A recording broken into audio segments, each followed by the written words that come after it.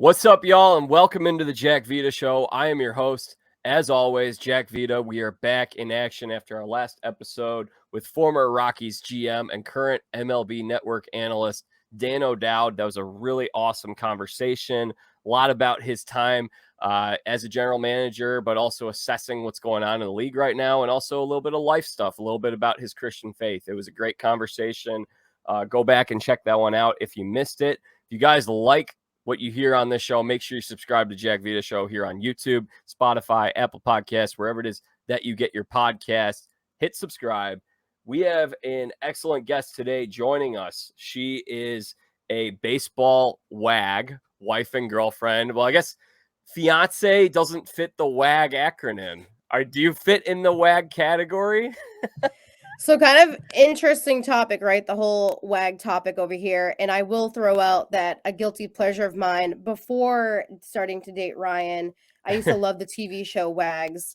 And I will say the life is not what they portray it to be on that TV show. So we'll start off there with all the drama and the craziness and being on like yachts every other day and buying like Louis Vuitton and Gucci. Like it's not realistic, but I understand it's a TV show.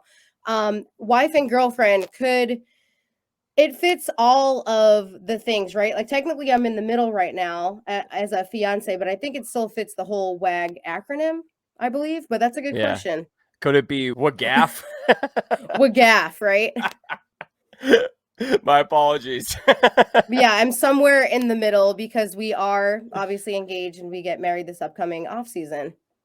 All right. Very exciting. So she is the fiance to a professional baseball player who played in the major leagues. Now he's in indie league. His name is Ryan Dull, and her name is Brittany Baldi. She competed on MTV's The Challenge. She also competed on Are You the One on MTV.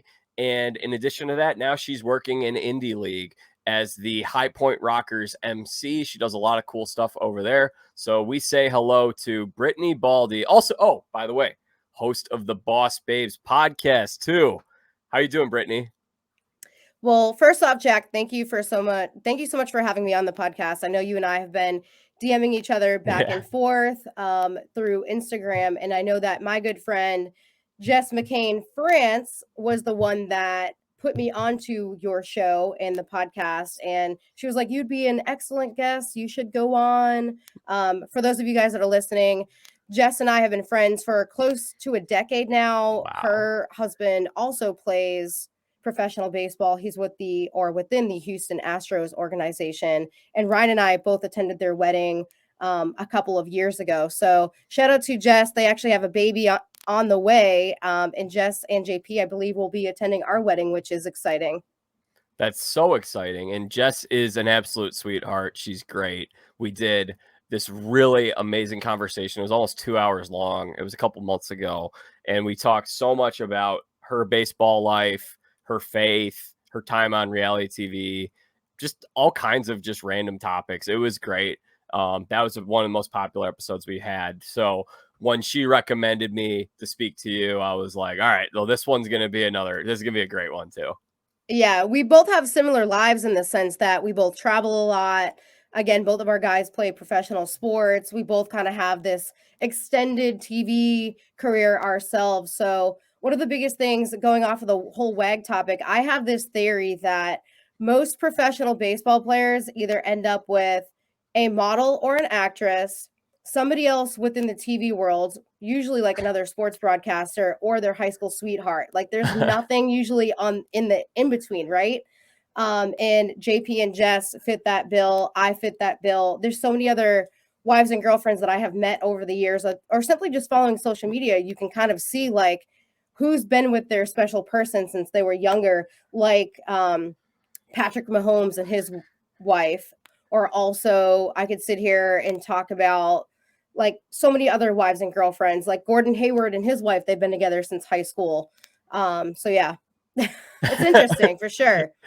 I thought you were going to say, or they were going to be like Barry Bonds where they're married, but they have a girlfriend in every other city. Like, I thought that's where you're going with that. or that too, right? Like, and that was one of the big things. I drilled that upon Ryan when we first started dating. I was like, hey, if you're going to play these games where you're going to have a girlfriend in every other state, I'm not really going to be into that because, again, me being in TV as well, you're kind of like put through the ringer with other people that are in the spotlight. And yes, it's so easy for people like ourselves to be dating multiple people at once, especially if you're traveling. But I will assure you, Ryan is definitely not like that. He's super into his faith, super loyal. But that's funny that you bring up like Barry Bonds and other athletes that may or may not have wives, but also girlfriends on the side.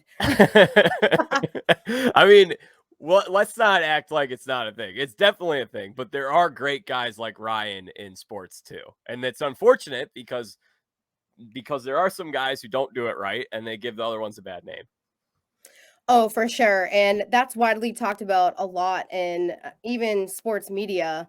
And it's just one of those topics that it's almost like the media kind of makes it seem as if every professional athlete has 50 different girlfriends or all the different baby mamas. Like we could sit here and talk about like Tristan Thompson. Like you see the media talk about him and having like the different I think Dwight the kids Howard has with like the moms and stuff, and to each their own, right? Everybody has their own lifestyle, but not for me. That's great. Yeah, I think Dwight Howard has 10 or 11 baby mamas. It's Oh my pretty, gosh, really? yeah, pretty 10 or 11 remarkable. baby mamas? Yeah. Oh my god. That's like at that point you're basically working to pay for all those kids. Yeah. What do you Yeah. like how are you even afford to purchase dinner at that point if you're paying for all these kids? Antonio Cromartie, who used to be the corner on the Jets and the Chargers, he's another one. I think he had 8. Just like that's a lot. That's a lot. To have that many kids with one woman is a lot. Now imagine having like 8 different Thanksgiving dinners. Like that's just wild. Well, not even just pro athletes, but if you want to sit here and talk about like Nick Cannon, and again, I have no Yeah. problem talking about this stuff because it's widely talked about in the media. Nick Cannon, I think they just announced he's about to have baby number 10 or 11 with like number 8, 9, or 10 different women, you know? So it's just, I don't know, it's bizarre. So I don't want to sit here and just say it's just athletes. It's Oh yeah. the common man, right? That's like your lawyer down the street or the doctor that has different girlfriends on the side or a couple different wives. It's an athlete, it's your actor or actress. So I don't want to just pinhole or pigeonhole athletes either, you know? Right. Yeah. No, you're exactly right about that. It's a lifestyle that I don't believe is a good lifestyle. But I mean, it is pretty prominent in a lot of places. But thankfully, neither of us are living that lifestyle. And you guys are getting ready to get married. So how did you and Ryan Dull, we mentioned his name, how'd you guys meet? So Ryan and I kind of have an interesting backstory where, again, we kind of already brought up the fact that he plays professional baseball. He started off his career within the Oakland Athletics organization, and we kind of had similar friend groups up in the Boston area, which, again, that's where I'm from. Yep. Born and raised in Massachusetts. What high school did you go to? Methuen High School, actually. And one of my good friends is actually currently now a well-known UFC fighter, Calvin Cater. So shout out to Calvin Cater. Sweet.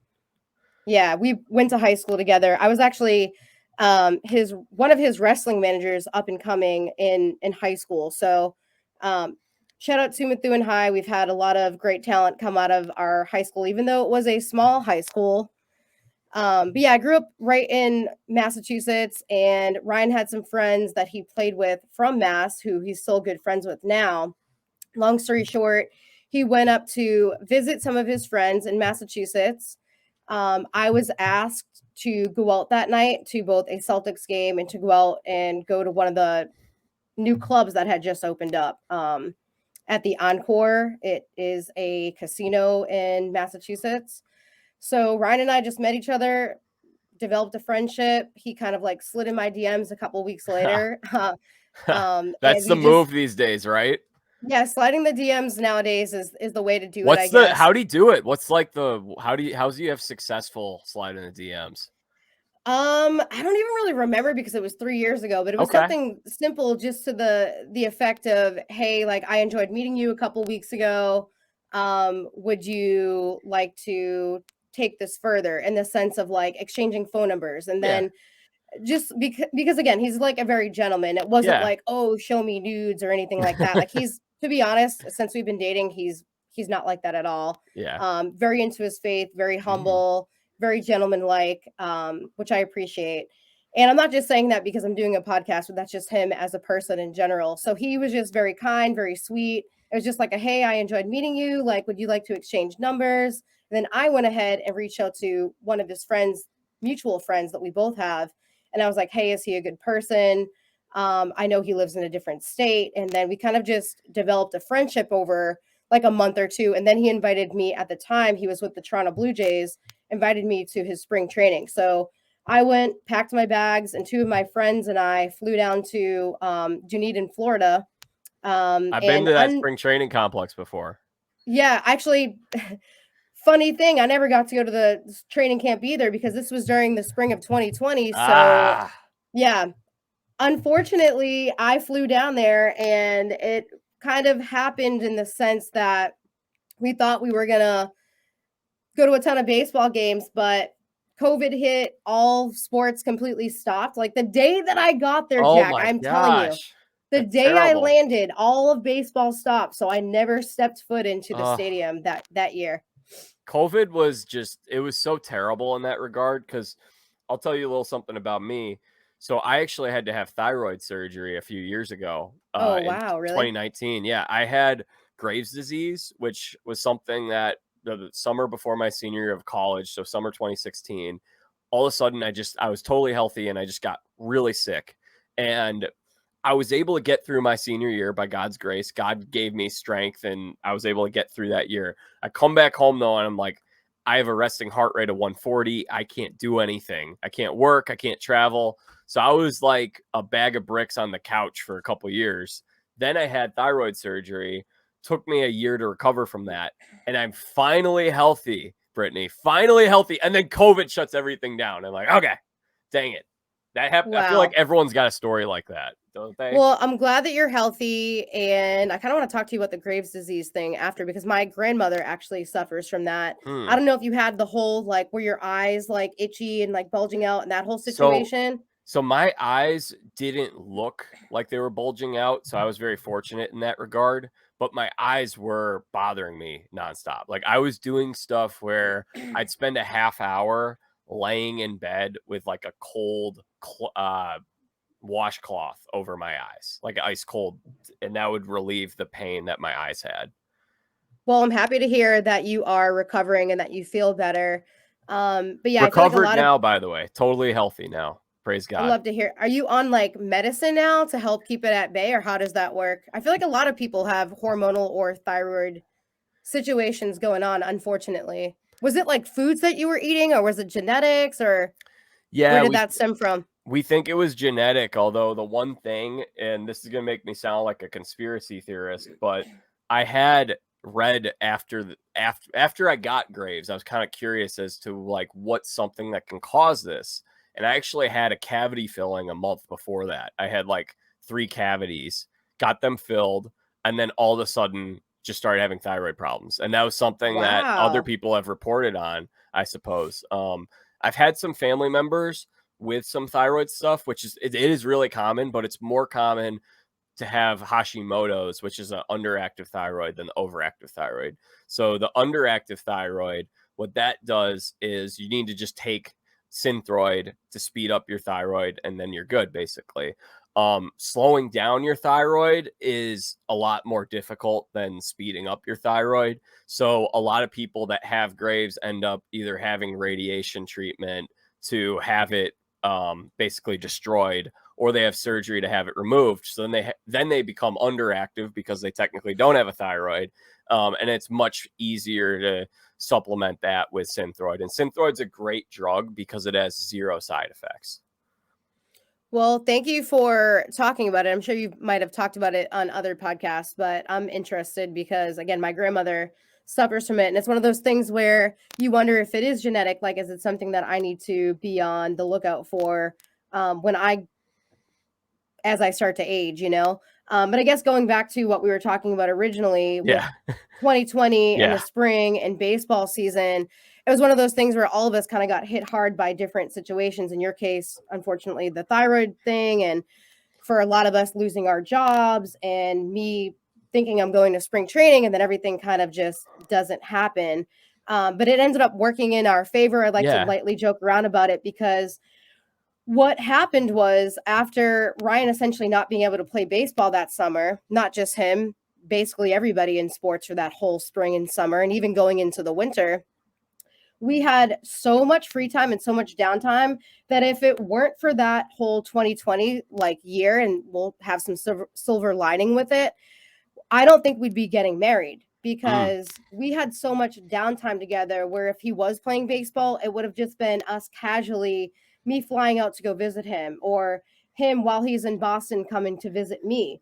Because at the time I was also working for a professional basketball team. I was with the Boston Celtics affiliate league. And essentially the way things were lined up, we wouldn't have had that extended time together. So with 2020, long story short, I guess, with him not playing baseball, I ended up packing up my bags, packed up my dog. After about 2 months of us FaceTiming and texting, I was like, hey, like, there's probably not going to be a baseball season. Either we pull the trigger and we start hanging out, or I'm just going to put a pause on us talking because I don't want to have a text relationship. So he actually flew up to visit me. He spent time at my beach house that we used to have. We went to the Cape together. He spent like a week with my family, got to know everybody. Then I packed my bags, my dog, and I did like a 14-hour road trip, which I will never do again alone. Was that the longest road trip you've ever done?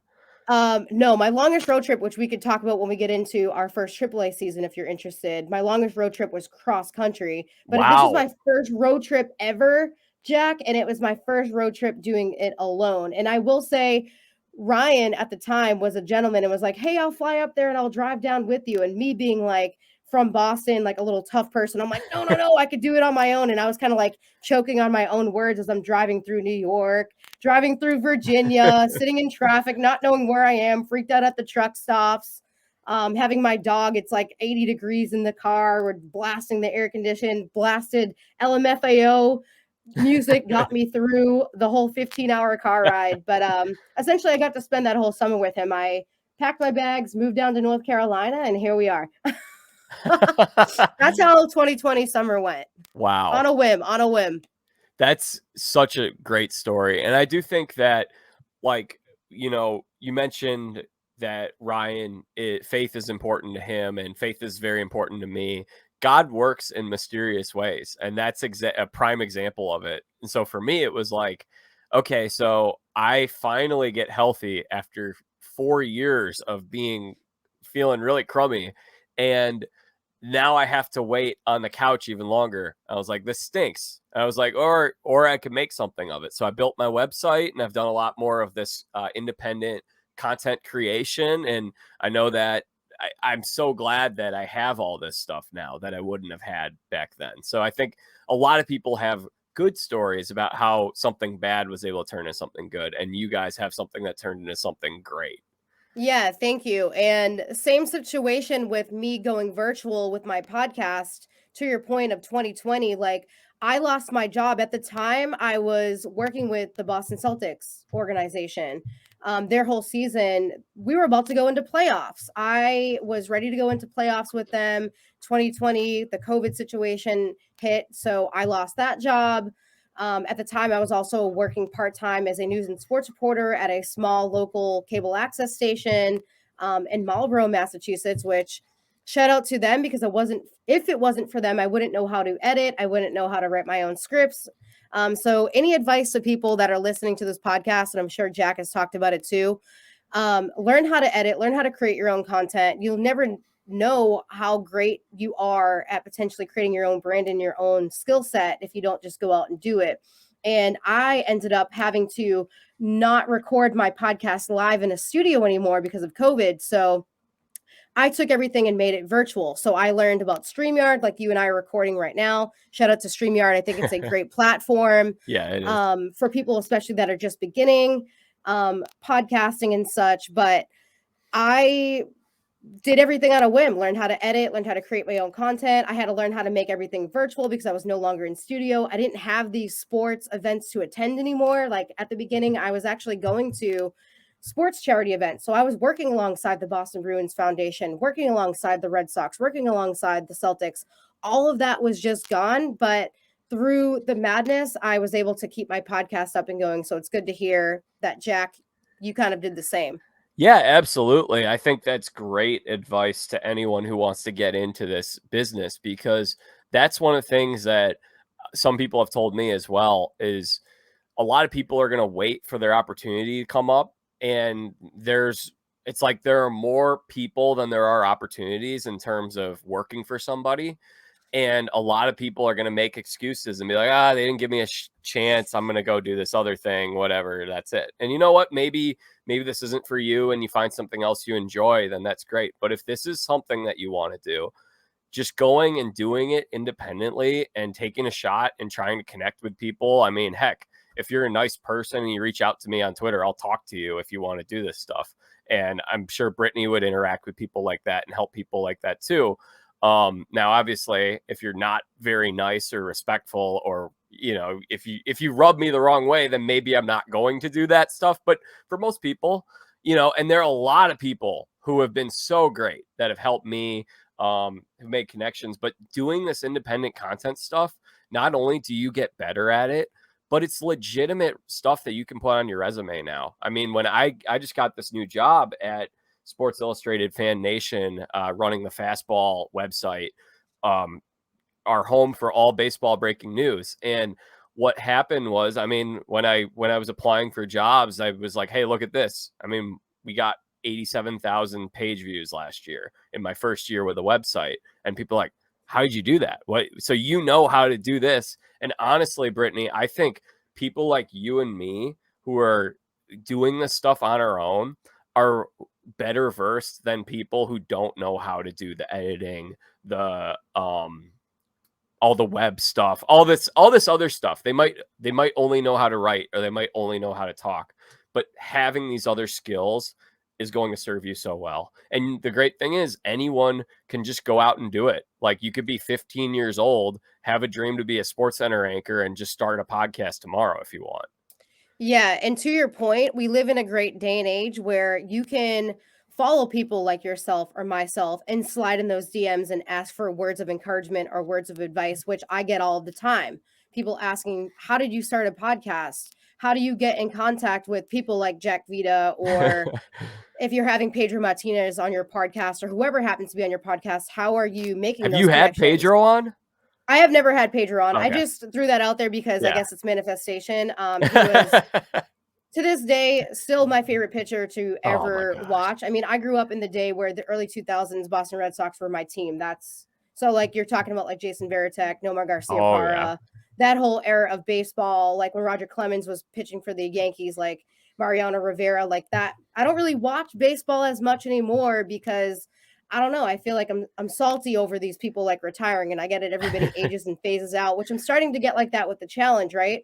MTV's The Challenge. A lot of my friends used to compete, and now they're all starting to get older and have kids. But back to our original point, where everybody this day and age can start their own podcast, create their own content, have social media platforms, and anybody has the resources and the tools to kind of learn. And the biggest thing about this day and age too is, to my point of 2020, right? In a time where I lost all my jobs, I was kind of scrambling, right? Because I was reliant on having a studio. I was reliant on working alongside the Boston Celtics. And now, and I'm sure you think this way too, whether I work for another professional sports team ever again for the rest of my life, it doesn't matter, because I have this platform where I'm still going to be able to interview other wives and girlfriends, people like yourself, other professional athletes, because I'm building my own name and my own brand. So even if I never work with another professional sports team, or Sports Illustrated doesn't have a spot for me to work with them, or whatever the case may be, you can still create your own content and still get paid to do so if you're smart and you go out and get sponsors. So for anybody that's listening, I guess to sum this all up, don't be afraid to take a shot, create your own brand, find out what your niche is, and just go for it. Because at the beginning, it might be a little bit of a struggle because you're learning and working through those things. But if you're persistent, you will push through and make it through. And even if it's just a side hobby, started off as a side hobby. The first 2 years that I did my podcast, it wasn't paid, but I enjoyed doing it. And it was the hustle of learning how to do something on my own, being creative minded. Every time I got a new guest on my show and it gives me the chills talking about it, I was like, yes, I can't believe I got Boston Celtics and S. Cantor on my podcast. Wow, I can't That's believe awesome. I just got this NASCAR star on my show, female NASCAR racer. Wow, I can't believe I just got so and so on my podcast. So it was kind of like I knew that the universe and God was pointing me in the right direction when I was getting turned down by different jobs because they didn't have openings. But I was having these big name athletes saying yes to coming on my podcast that at the time had like 2 views. So, people, best advice is just go for it. Just go for it. And Brittany, you mentioned something I think is really interesting about this content creation stuff. I think this is the future of what the media is going to look like. I think that, and not to create a whole conversation about it, but who did Aaron Rodgers just want to talk to for 3 hours a week ago? Joe Rogan. He wanted to share all of his thoughts with Joe Rogan, who is essentially the replacement media. He gets 10 to 12 million on every podcast. And there were a lot of reporters that he doesn't want to talk to anymore after the way that he feels that he was covered. Now, you could argue if you think they were right or wrong, but Joe Rogan is someone who's going to let people come on and speak fairly and openly. And I think people like you and me have an opportunity to give people a voice and a chance to really talk rather than try to force a narrative or cherry pick a few quotes. And I love that you brought that up. And I can actually speak on some of my own personal interviews that I've done with professional athletes. And to your point, right, with the whole Aaron Rodgers thing and him wanting to talk to people like myself or like an Aaron Rodgers or like an Aaron Rodgers, sorry, or like a Joe Rogan or somebody like yourself, right? Because we're going to have them have their own voice and we don't have a specific narrative. Like we're not trying to spin something and have it come out in a news story and twist their words around. We're simply just trying to have them come on, share their story and their journey, and it's real and authentic. And that's what I pride with my podcast. So to your point, when I used to cover live sports events or live charity events for these athletes, it was funny because you would have me and my good friend Emma at these charities, and you would have like the big name TV stations from Boston, like all lined up, like ready to ask them questions. And a lot of it was like, oh, well, you're heading into the Super Bowl. Like, what are your predictions on the Super Bowl? Or they'd be asking about Bill Belichick or all these like stupid things that had nothing to do with the charity that they were there for the night. So you would kind of like see these athletes. They didn't know who we were. We were just like cute little girls on the sidelines, but they heard us asking questions about their cause, about their charity, about their families. And that's what they wanted to talk about. That's what they were there for. They weren't there to talk about Bill Belichick. They weren't there to talk about the Super Bowl that was 3 months down the road because the season had just started. We weren't trying to like start some stupid narrative and like cherry pick, as you're saying, off of a comment. We strictly were there to ask them questions about the event, about their families. And I do the same thing with my podcast now. I'm not trying to take somebody's statement and spin it around. It's like I'm literally just trying to give them a platform to share what they actually want to say, and not like turn it into something that it's not. Exactly. You're welcome to stay for as long as you want and share whatever is on your heart. As long as it's family friendly on this podcast, but there are other podcasts maybe you don't need to be family friendly on. But I mean, good example of this, and I'm sure you probably do have some examples of this. Brian Urlacher basically demonized by the Chicago Bears and the media here because of some of his political views, essentially.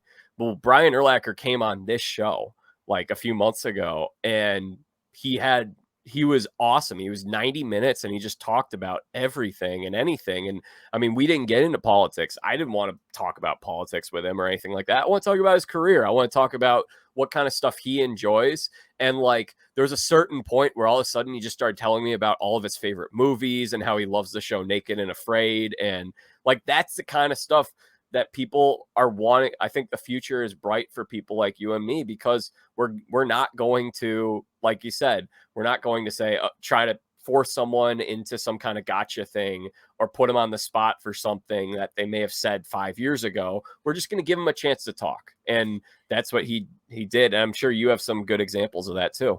Yeah, and I like that you brought that up too, because to your point, and it's almost like those people that have been in the spotlight and have had those interviews where they get ripped apart on air, you kind of start to see like a Bill Belichick. And I know I keep bringing him up because I'm from the Boston area, but whenever he does his interviews, it's very vague and to the point. He doesn't want to give out any information because he doesn't want it to be twisted in the media. And for somebody like me, I would never want to interview him because those are the types of answers that he gives. But in the same respects, I respect him because he gives the most basic answers. So that way you probably can't twist his words around. Like if he just says, oh, yeah, whatever, like our offense didn't do well, we'll work on it the next time, onto the Bengals. Like if you give an answer like that, there's really no way to like twist those words around. And if you try to get somebody like that on your podcast, like the gentleman that you just mentioned, they're almost afraid to talk on air because they're like, oh my God, it's like you have PTSD, like, wow, what's going to happen? Am I like cancel culture, right? Like what's going Right. to happen in Yeah. my career if I say something wrong? When in reality, we're all human and we all have our own opinions. So both you and I try to give people a platform where you come on here. It's kind of like a safe zone. We're not trying to like get you to say something that you're not comfortable with. And I've actually had people where they're opening up kind of like where I am right now. And if they say something during the conversation where they want edited out and post, I have no problem. Hey, I talked about my family a little bit too much. Can you please cut that out? Right. I'll go ahead and cut that out because they took the time out of their day to come on my podcast. And why should I have something on there that might make them feel uncomfortable? Well, it's crazy to me because there have been people who I've had on like Urlacher, and I've had like a couple of people say, "Oh, you can't have him on. He's been canceled. Like you're gonna ruin your career." And I'm just like, what happened to the media being the people that ask questions to people and letting people talk? Just because you have a conversation with someone doesn't automatically mean that you agree with everything that they say. It doesn't matter because we're not talking about that stuff. And what I think we're going to end up seeing over time is the people that are not afraid to get close to the canceled people. Those are the people that people are going to gravitate to. That's why Joe Rogan's podcast is huge. Oh, for sure. Like, I don't really, and I know I hate to say it because I don't listen to Joe Rogan's podcast as much as I should. No, I don't Um, either. I but just I'm was very like, Aaron familiar with Rodgers, this is him. cool. Yeah, I'm very familiar with his podcast, and I'm very familiar with the fact that he makes a lot of money doing it, so he's doing something correct. And I do like that he started off his career, I think, on Fear Factor. I think he was the host for that at the back in the day, and I know he does a lot of stuff with UFC, or he used to do stuff with the UFC. Yeah, he So still does. Joe, yeah, he's a very talented individual. And actually, on it's either Instagram or Facebook, I like to watch a lot of his like highlight clips. And a lot of the people that are on his show are like conspiracy theorists or actors, and they talk about like these crazy things like smoking weed and like mushrooms, but it's like those topics that aren't widely talked about. And as you mentioned, people gravitate towards it because it's not just the hoity-toity media trying to like put out a narrative. It's people literally just talking about their lives and being real, raw, and authentic. Like one of my favorite podcasts that I enjoy listening to, aside from a bunch of sports ones, and I'll give her a shout out because she went to college in Massachusetts. You're probably familiar with it too. The Call Her Daddy podcast. It started Heard off of it. as I like, haven't listened, but I know of it. Yeah. yeah, it started off as like a very like raunchy sex type podcast. And over the years that I've been listening to it, it's turned into more of like a self-help podcast Oh, and I like a didn't know that. wellness podcast. And I listened Cool. to Lindsay Barra, who actually I had on my podcast. She's the granddaughter of well-known former, he's now deceased, of course, Yogi Berra, the catcher for the Yeah. New York Yankees. Yeah. She has her own podcast, and she actually talks all about different topics like nutrition and sports training. So there's like a number of podcasts that I do like listening to, and all of them are very real, very raw, and very authentic. And you can tell that people aren't trying to push a certain agenda. It's just conversations, kind of like you and I are having now. And that's the way I think media down the road is going towards, especially when you see things like TikTok, right? You see these little 15-year-olds in the schoolyard doing these cute little dances, and those 15-year-olds are getting hired to do big name commercials like T-Mobile because they're real, they're raw, and they're authentic. It's very interesting to see how all this stuff is shifting. And I mean, when did you decide that you wanted to do something in this area? Was this something that you were interested in as a kid? Was it something that you developed as you got older? How'd you get into this? So, kind of like a long-winded answer, and let's see if I can try to shorten it up. So, as a kid growing up, I had zero desire to ever be on TV, zero desire to ever start a podcast. I mean, when we were growing up, podcasting wasn't really even a thing. No. I grew up watching the Boston Red Sox, the Bruins, a huge sports fan. Again, growing up in Massachusetts, I have my degree in sociology and psych. I went to Suffolk University. And coming up through college and when I was younger, it was weird. I would always have photographers reaching out to me being like, hey, like, you're really pretty. Like, can I do a photo shoot with you? So, and not to toot my own horn, these are literal words that I would hear from people like, hey, can we just do like a fun photo shoot? And I would kind of like shy away from it. Like, I'm only 5'2". Like, where is this going to take me? And people would always compliment me on my personality and my looks. And I never thought anything of it at the time. I was working at like CVS and I didn't really even know what I wanted to do, to be honest. And then flash forward, I started to do some photo shoots. And this is kind of an interesting story. One of my very first companies that I did anything live with, like live modeling or events, and shout out to Dave Portnoy at Barstool Sports. So for those of you guys that are listening, he's another one that I give credit to. Not only did he help sort of start my career a little bit, but what he's done for his own career is like incredible. So shout out to Dave Portnoy of Barstool Sports. I actually started off doing live events with him with like 5 or 6 other girls. Yes. He actually saw some of my modeling photos on social media. Again, he's also from the Boston area, and his magazine started off in Boston.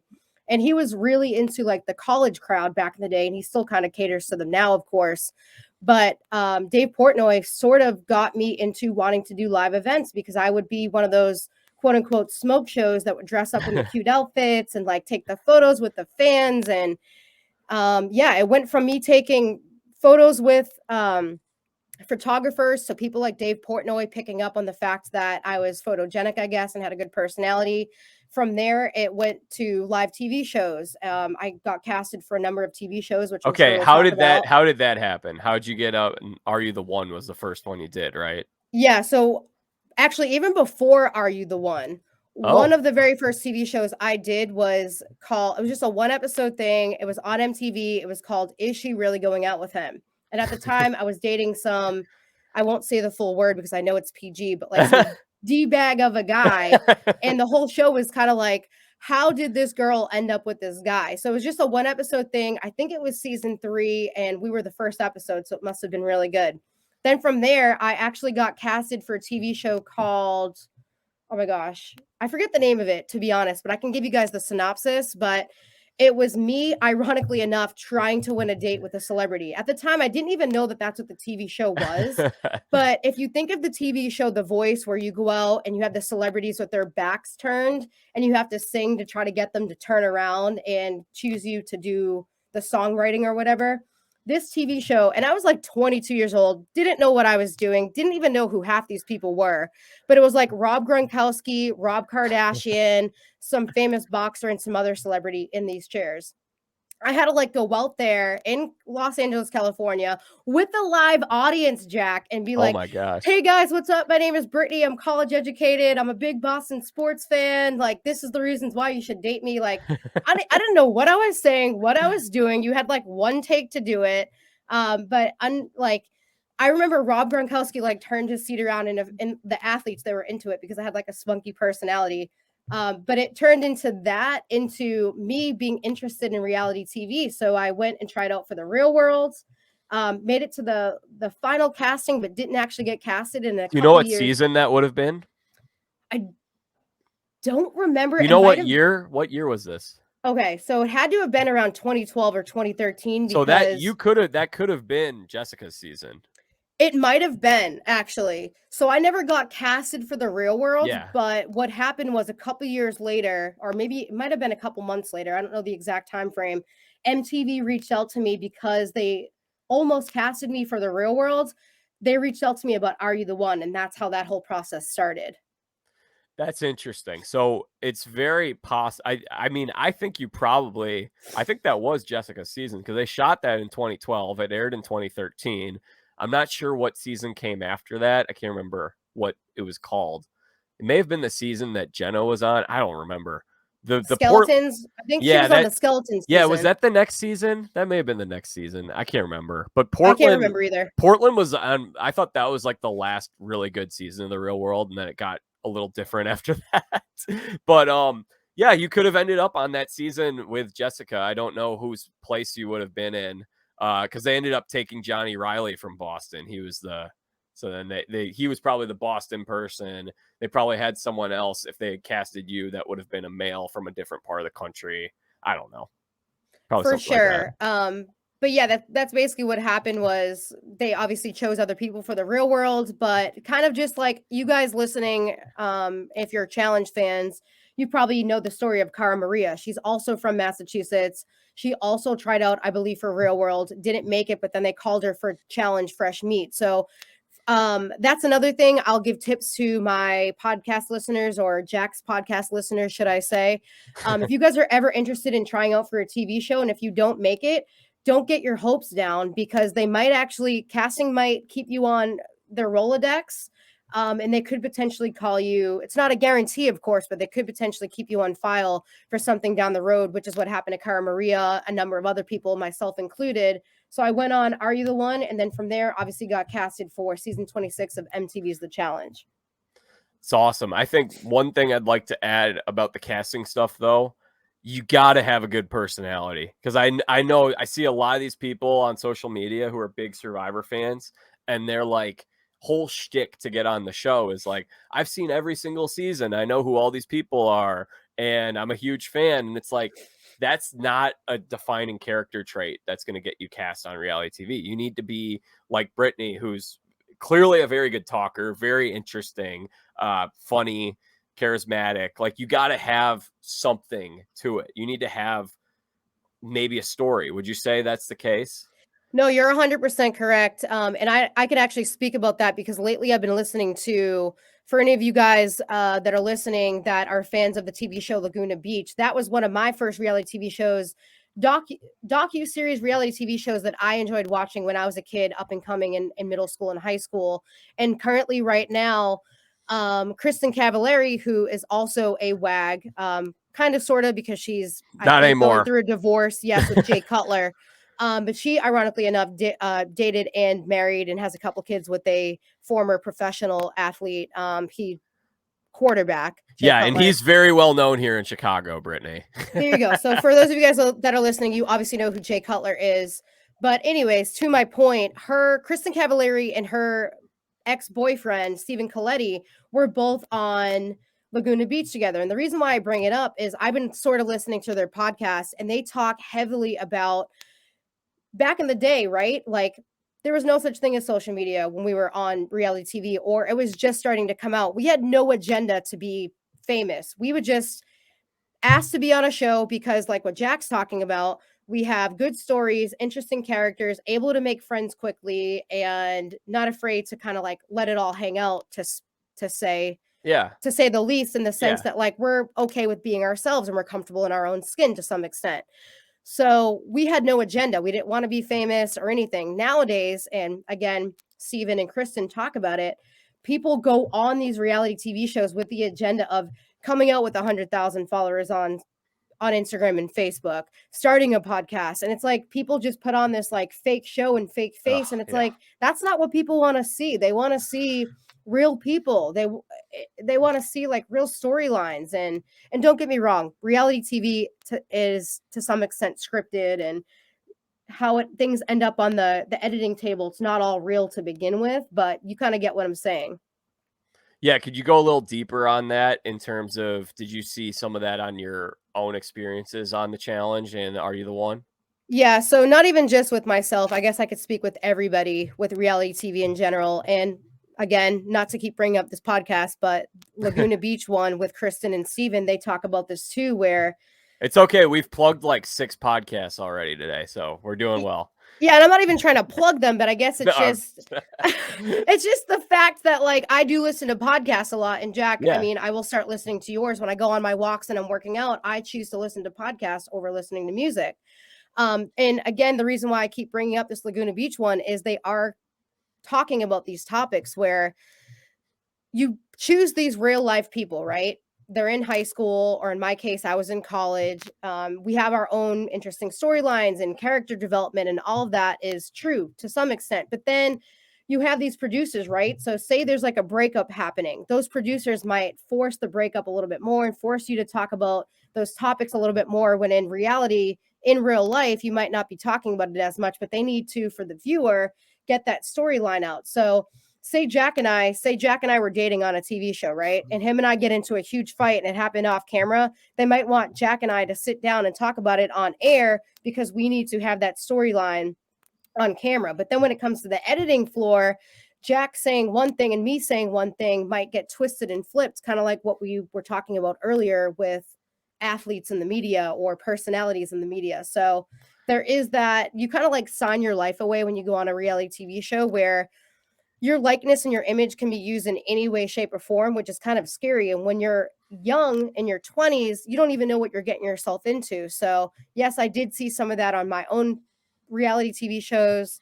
Some of it can be damaging for people. I had to deal with the fact that I came out looking very clingy and very psychotic on my show because they kind of like portrayed me on Are You the One to be like this person that was chasing my love interest on the show, when in reality that was only one portion of me being on the show. The rest of it was me enjoying my time making friends. Like, some of my castmates are actually coming to my wedding, so like clearly I wasn't that crazy or that psychotic, but in return, right, like me being portrayed in a certain way had me be casted for season 26 of The Challenge, where that whole show is about exes. So it's like MTV portrays you in a certain way, but they have a method behind it because they always think to the future.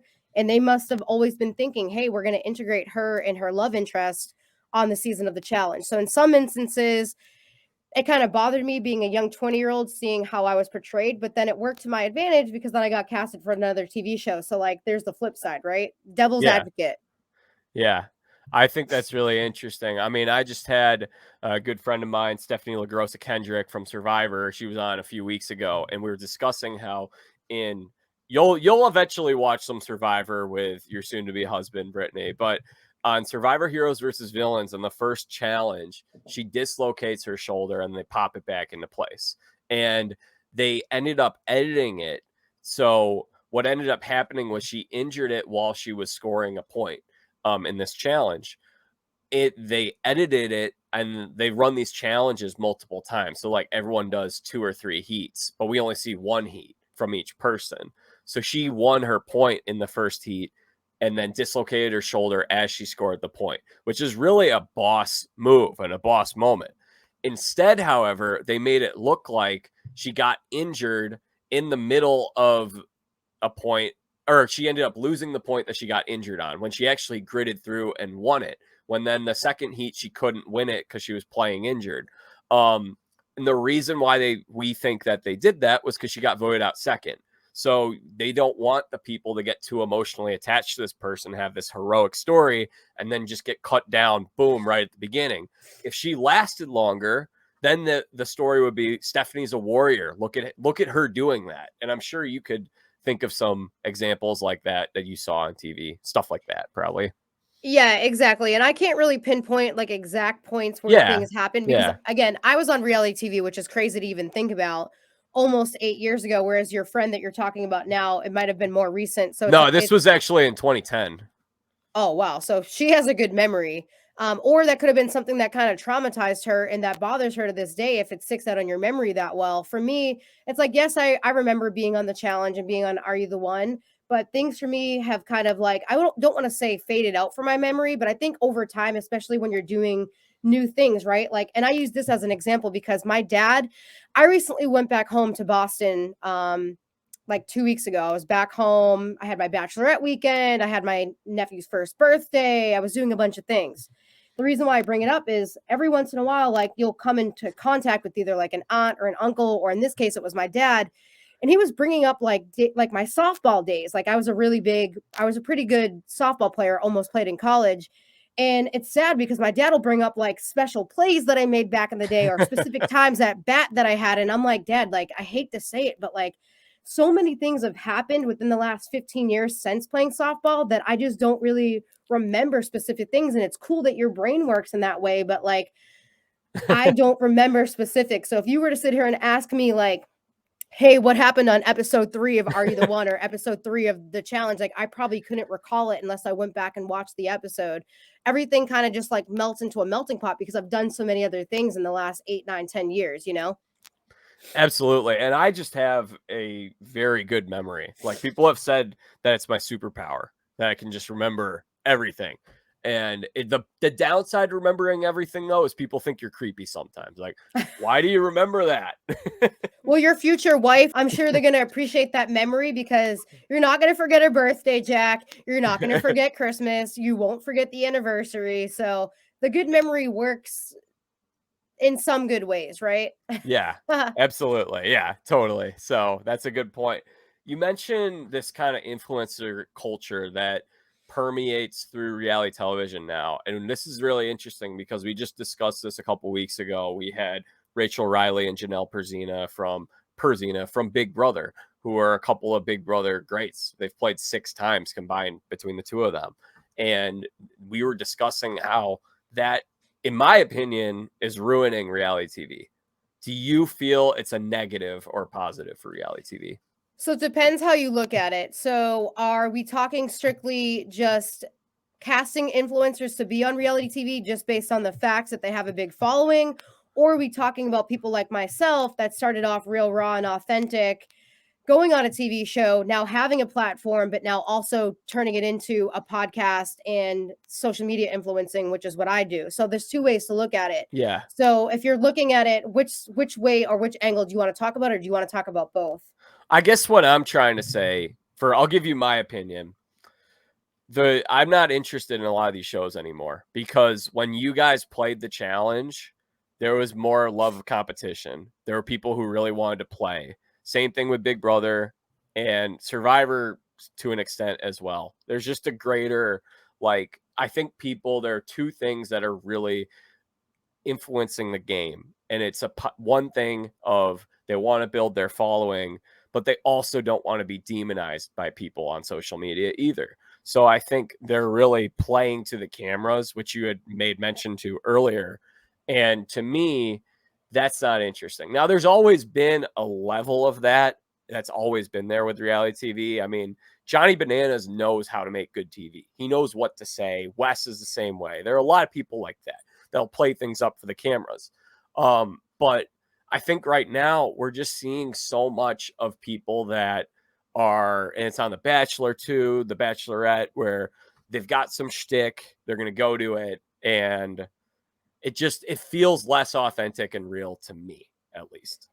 I can agree with that. And I will say, because I personally know, obviously, Johnny Bananas and Wes and people like CT from The Challenge, with them playing up to the camera and their kind of like character development over the last decade that they've been on TV, I will say for them, it's a little bit different than the people that are just showing up on TV. Exactly. Yeah. Well, and the reason why I say that is, right, these people, they're now in their like late 30s. Some of them are in their early 40s, I think, which is bizarre. Yeah. But they started off in that authentic world that we're talking about, where there was no such thing as wanting to be famous on TV. You just went on because it was a fun experience. There was no such thing as social media when Johnny Bananas and Wes started off on TV.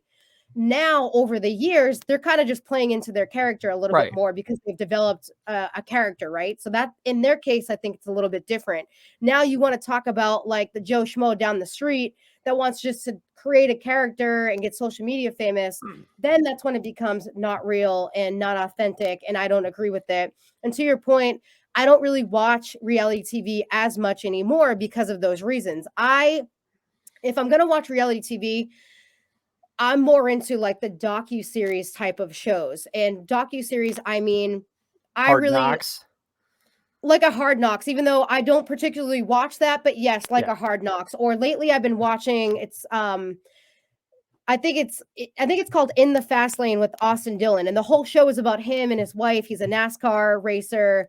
And it's chronicalizing, or is that the word, chronicling him and his family's life on and off the racetrack, right? Going back to Jay Cutler and Kristen Cavallari, they had a TV show at one point for a couple seasons, it was all about their marriage and like wrapping up this football season and starting a family. I also fully enjoy watching like Jesse Decker and Eric Decker at the time. He's a former professional football player. At the time he was playing with the Denver Broncos. She's a country singer. Those types of reality TV style docuseries I'm into, because it's less of them playing to the camera. It's more so them just showcasing their Right. lives. Now you talk about The Bachelor, The Bachelorette. People, I think nowadays, not all, but some are trying to just get famous and have a platform to start like a podcast or something. So I agree with you.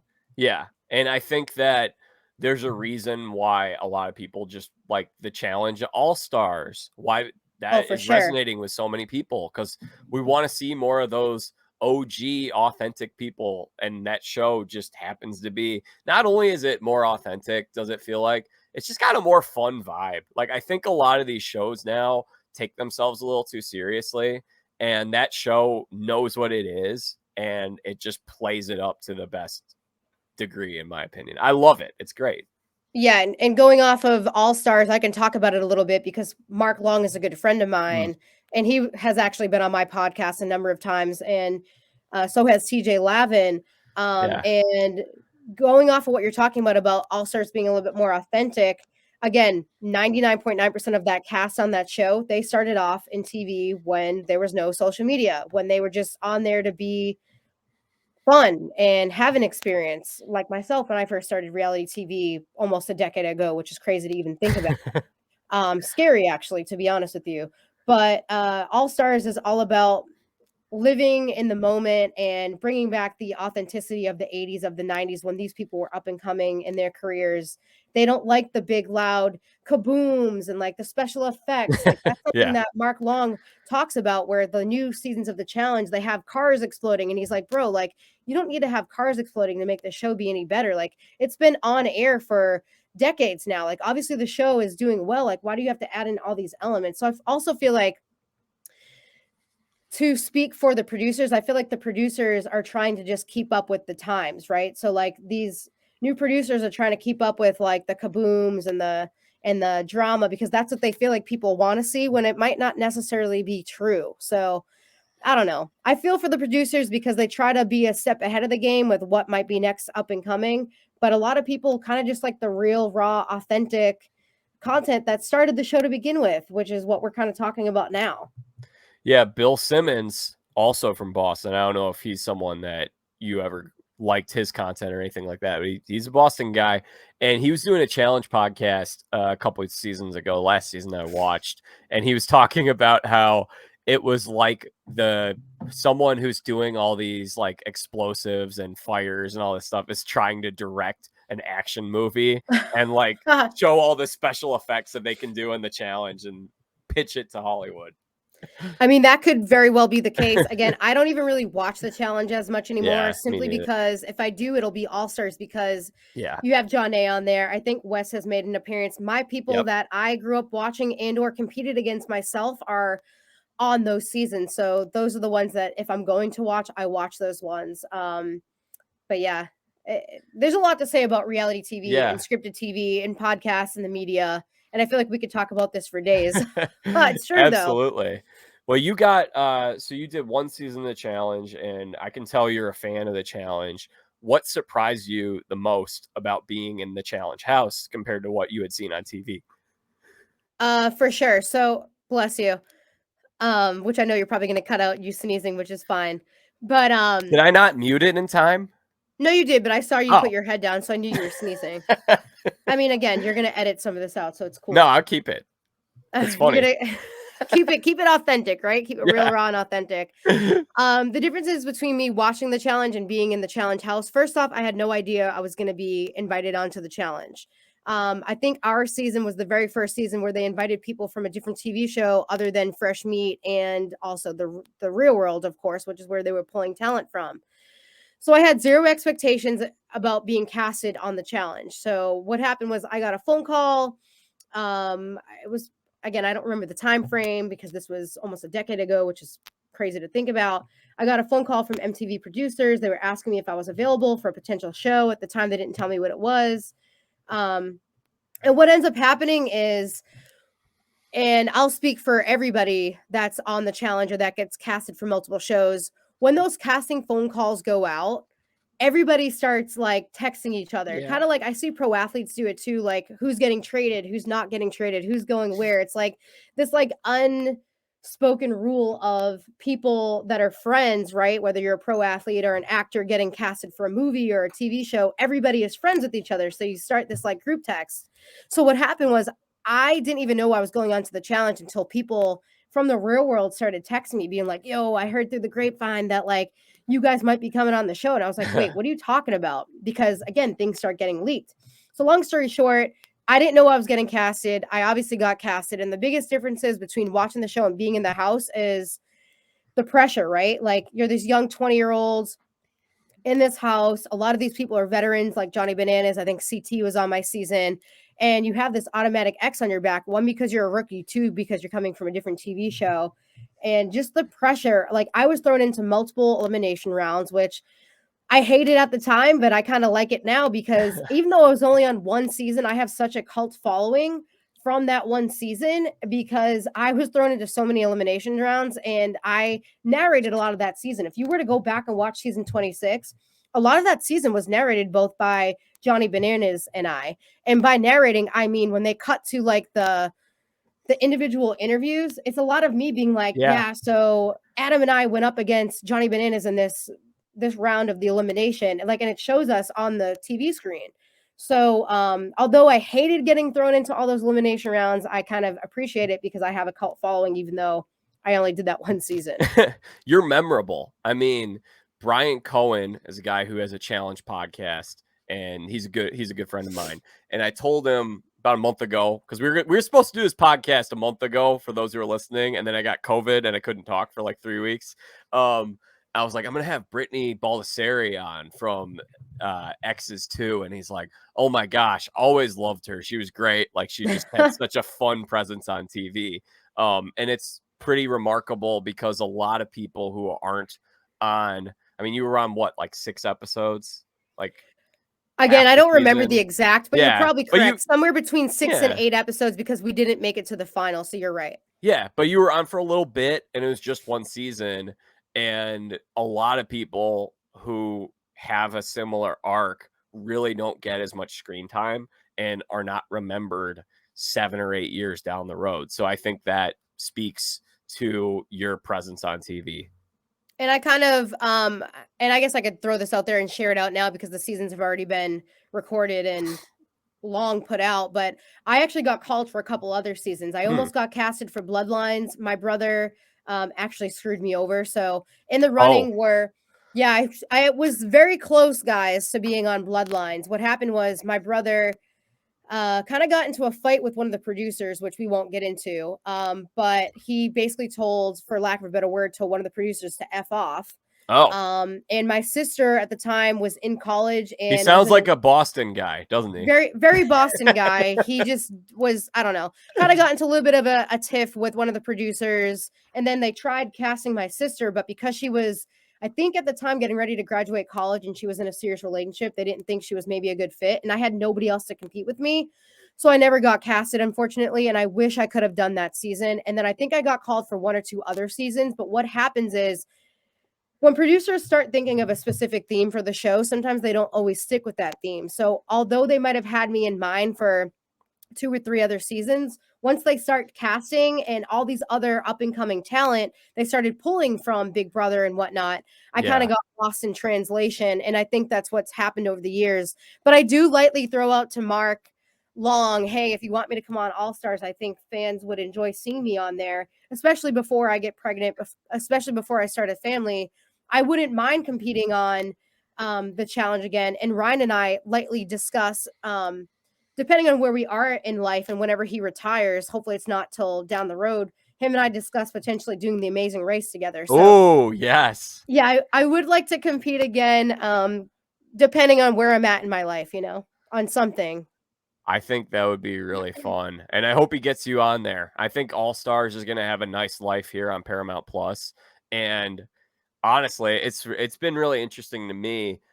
All Star seems more popular amongst the viewers than the current challenge. I'm sorry, MTV. I'm sorry, people who put out current challenge. But I mean, last year, TV Guide did like the top 100 shows on television.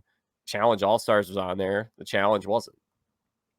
I mean, I guess that speaks volumes where sometimes less is more, right? And Mark and I talked about that, where although these MTV producers think taking people from Big Brother and all these other TV shows and throwing in all these explosions and all the craziness, it's not what the show came up to be, right? That's like having another Real World, but taking the Real World and throwing a bunch of reality TV influencers or on there or TikTokers. Like, I feel like it wouldn't be as popular as the random Joe Schmo that just got casted that's a farmer, or Yeah. the lawyer that's going through a breakup and their mom's going through chemo. Like that, those are better storylines than, hey, so and so is a really big TikToker. You know what I mean? Like, not to crap on people that are No, yeah. TikTokers or influencers, Right. because again, I myself to some extent am considered an influencer nowadays, right? So I'm not crapping on You people that are maxed out on strictly your influencers. opportunity, though. What? You maxed out on your opportunity.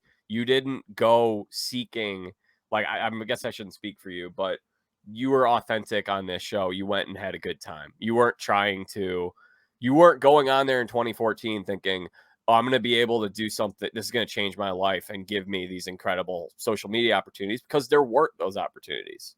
Oh, exactly. I went on there for the experience. I thought it was something fun. I think I myself at the time was going through a bad breakup, and it was more so, hey, I'm in my 20s. I'm already graduated from college. I'm not really ready for lack of a better word, the real world, right? So why not just like enhance my To a different real world. to a different real world and enhance my life experiences. And I'm kind of glad that I went down that route, because it led me to all the opportunities that I'm Yeah. doing now, in the sense of realizing that I enjoy TV, realizing that I enjoy creating content, realizing that having those fun conversations are more better suited than what I went to college for, I guess. I don't know. Were you were you on the same season of Are You the One as Dario? Dario was not on my season. He was on the following season, but I do know Okay. Dario and his twin brother because they are actually both Raffi. from Massachusetts. Oh yeah, that's right. So have you talked to him at all? I had him on this show last year. He was a lot of fun. I really like him. I have not spoken to Dario in years. Him and I were friends for a while, but again, it's kind of just you Yeah. keep in touch with some of your cast members, right? Yeah. Or former or current cast members. There's like a handful. Like I still keep in touch with Jenna Compono and Zach Yeah. once in a while. They're obviously married now with a kid and a kid on the way. Simone Kelly is actually from my season of Are You the One and my season of the challenge. She's coming to my wedding. Ashley Morgan from my season of Are You the One is coming to my wedding. I'm very good friends with Ryan Malady, who we actually lived together in Los Angeles, California for a couple years ago. So I do have friends that I'm still highly involved with, but there's some people that like you don't just keep in touch with. Like things All phase right. out, I guess.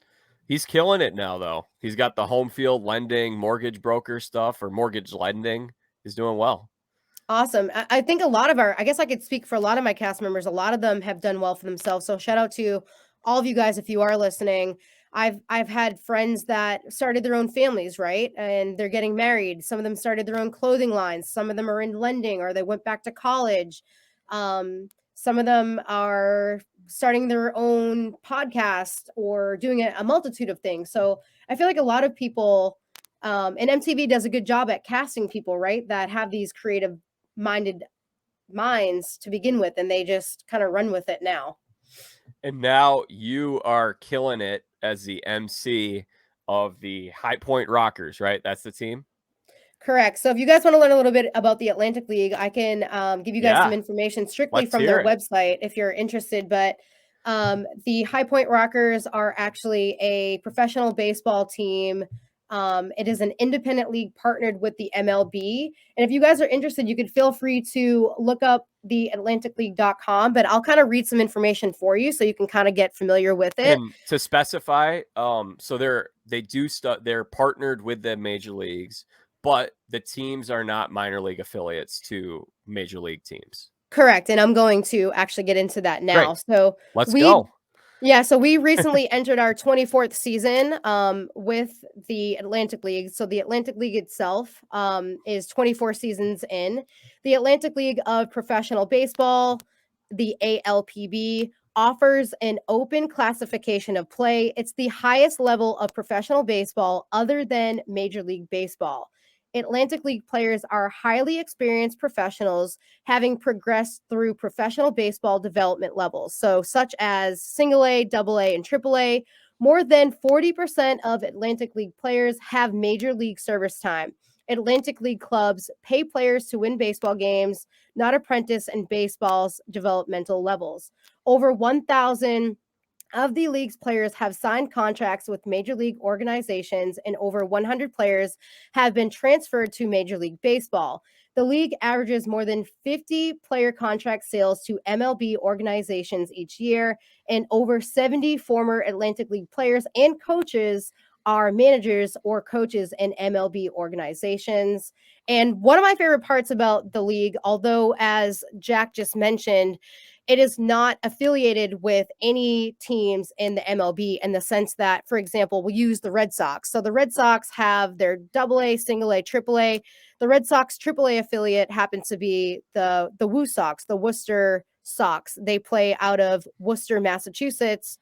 And that's their triple A affiliate. So these teams are not affiliated with any major league teams. However, they are partnered in the sense where a lot of the coaches, the managers, they're in contact with MLB, right? So if they're looking for a particular pitcher or particular infielder or whatever the case may be, it's kind of in the sense like a second wave of I'm trying to think of the proper terminology, like a second wave of farm systems, you know?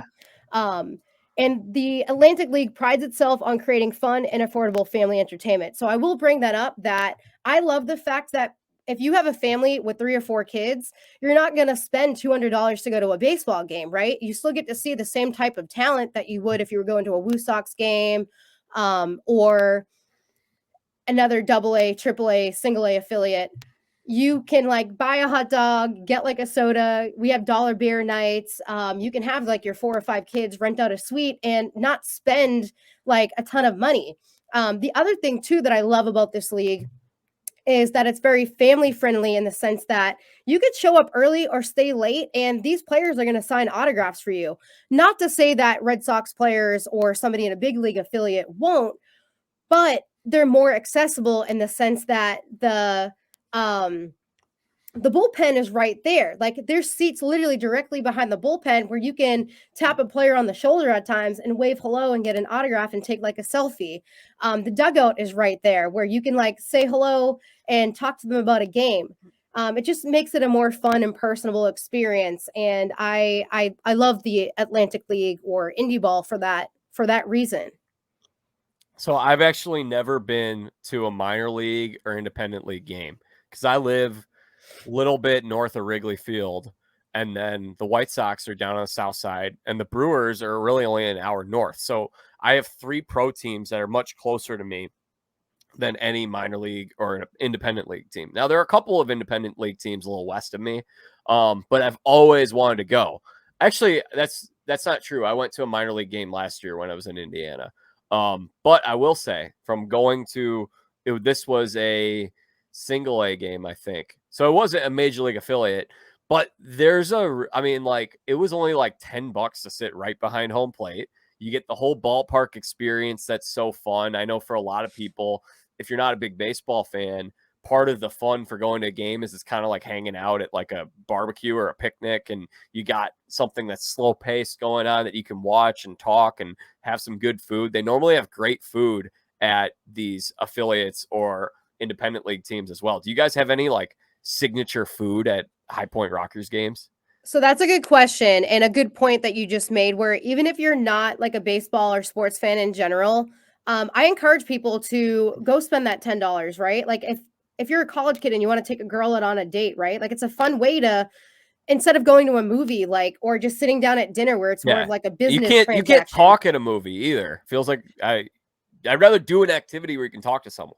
Exactly. So like going to something like a baseball game where you could sit, grab a beer, grab some pulled pork or some Cracker Jacks and just kind of like sit and conversate and it's more personable. Like sitting next to the other person, talking about the game, getting to know the individual. I think it's just like a great atmosphere for people that are sports fans. Like, you have your diehard sports fans. Like, I will tell you right now, the Rockers have like diehard sports fans. There's actually a Rockers fan club on Facebook, which I'm a part of.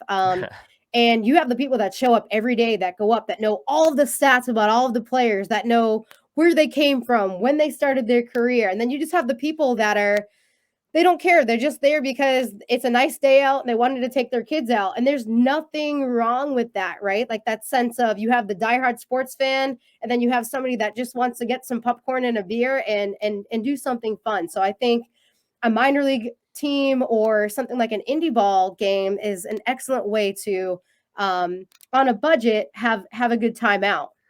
Absolutely. So I wish there were more teams closer to where I live, because I would totally go to more games. But I'm sure I'll be, especially now with my new position as a baseball writer with Sports Illustrated Fan Nation, I'll probably be doing a little more going out to some of these places and watching games. So what are you doing at these games that people, if people are fans of you and they live close to the stadium, if they want to come out and maybe they get to meet you too, potentially?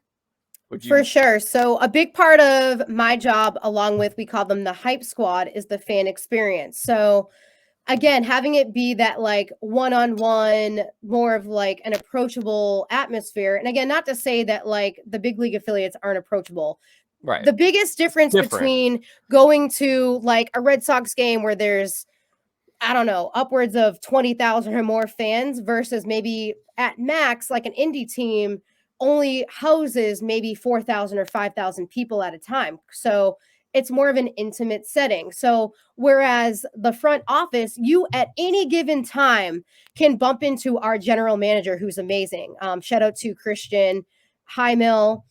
He's awesome. Like, at any given time, you could pop up on the concourse and you could bump into our president. You could bump into our general manager, where the chances of that happening at like a Red Sox, a Yankees game are highly unlikely, because they're up in like a booth somewhere doing something.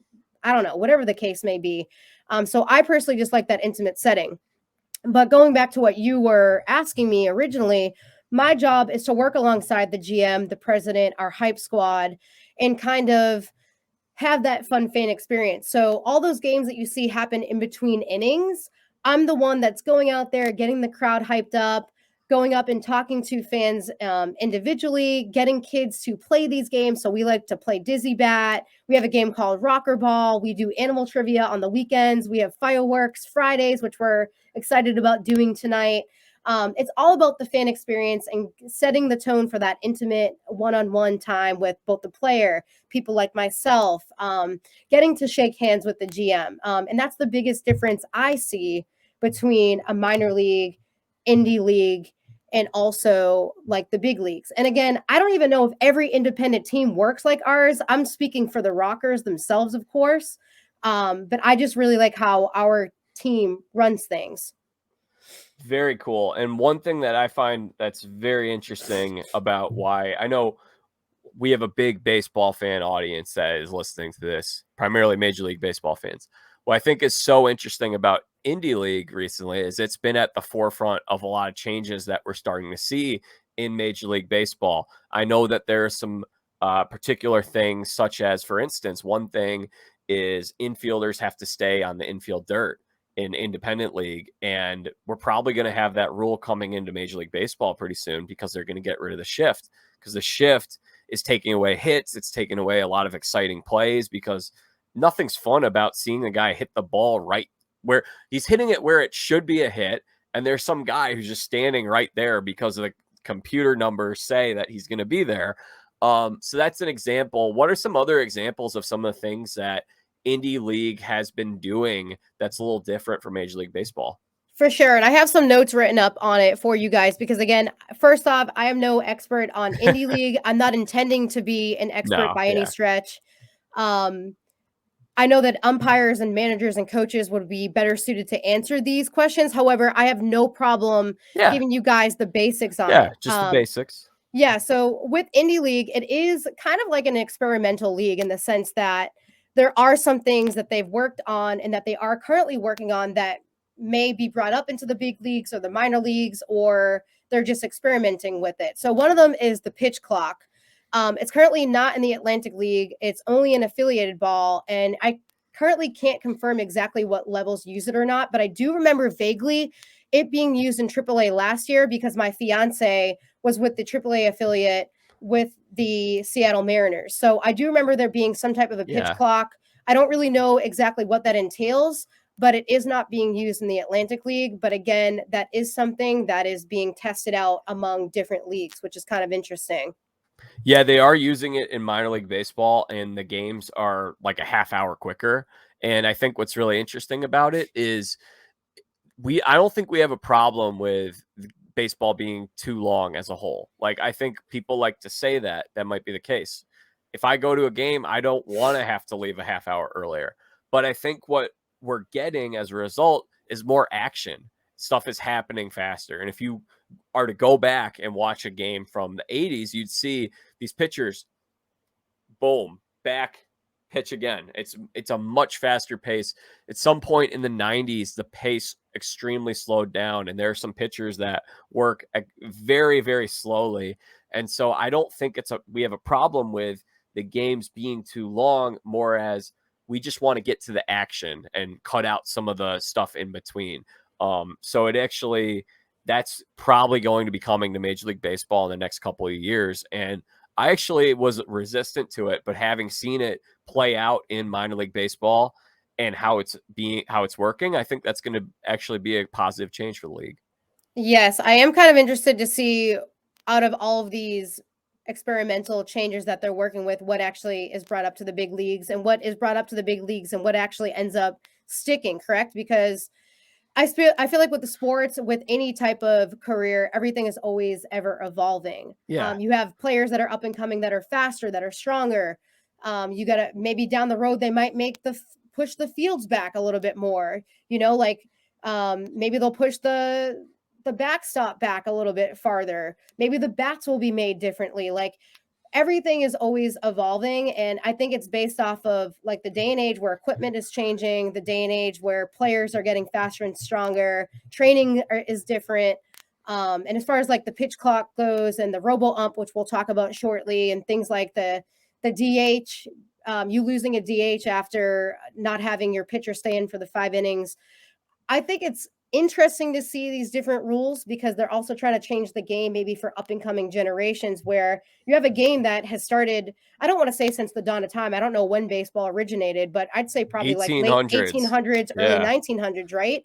So with that, you have to evolve the game a little bit. Kind of like we talked about earlier with MTV's The Challenge. These producers are trying to evolve the game a little bit and incorporate new things, just like sports are. So yeah, I totally get it. If you want me, I can also speak about robo.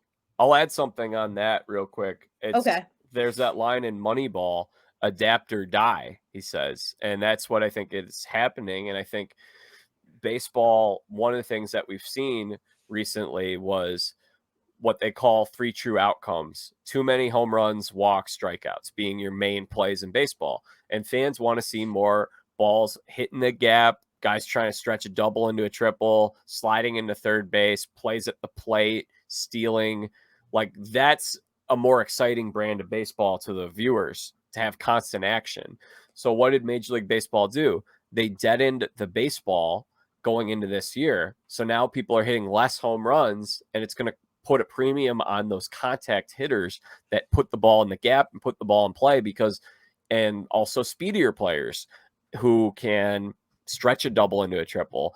And I think that you mentioned, like, if we want to be evolving and adapting, like, that's what I think the NBA should be looking into soon. Is we have so many 3-pointers. This is a 3-point contest. How can we change that? Because for me, it's ruined the entertainment product for me, because I like seeing it back when we grew up in the 2000s. It was a more exciting brand of basketball to me back then.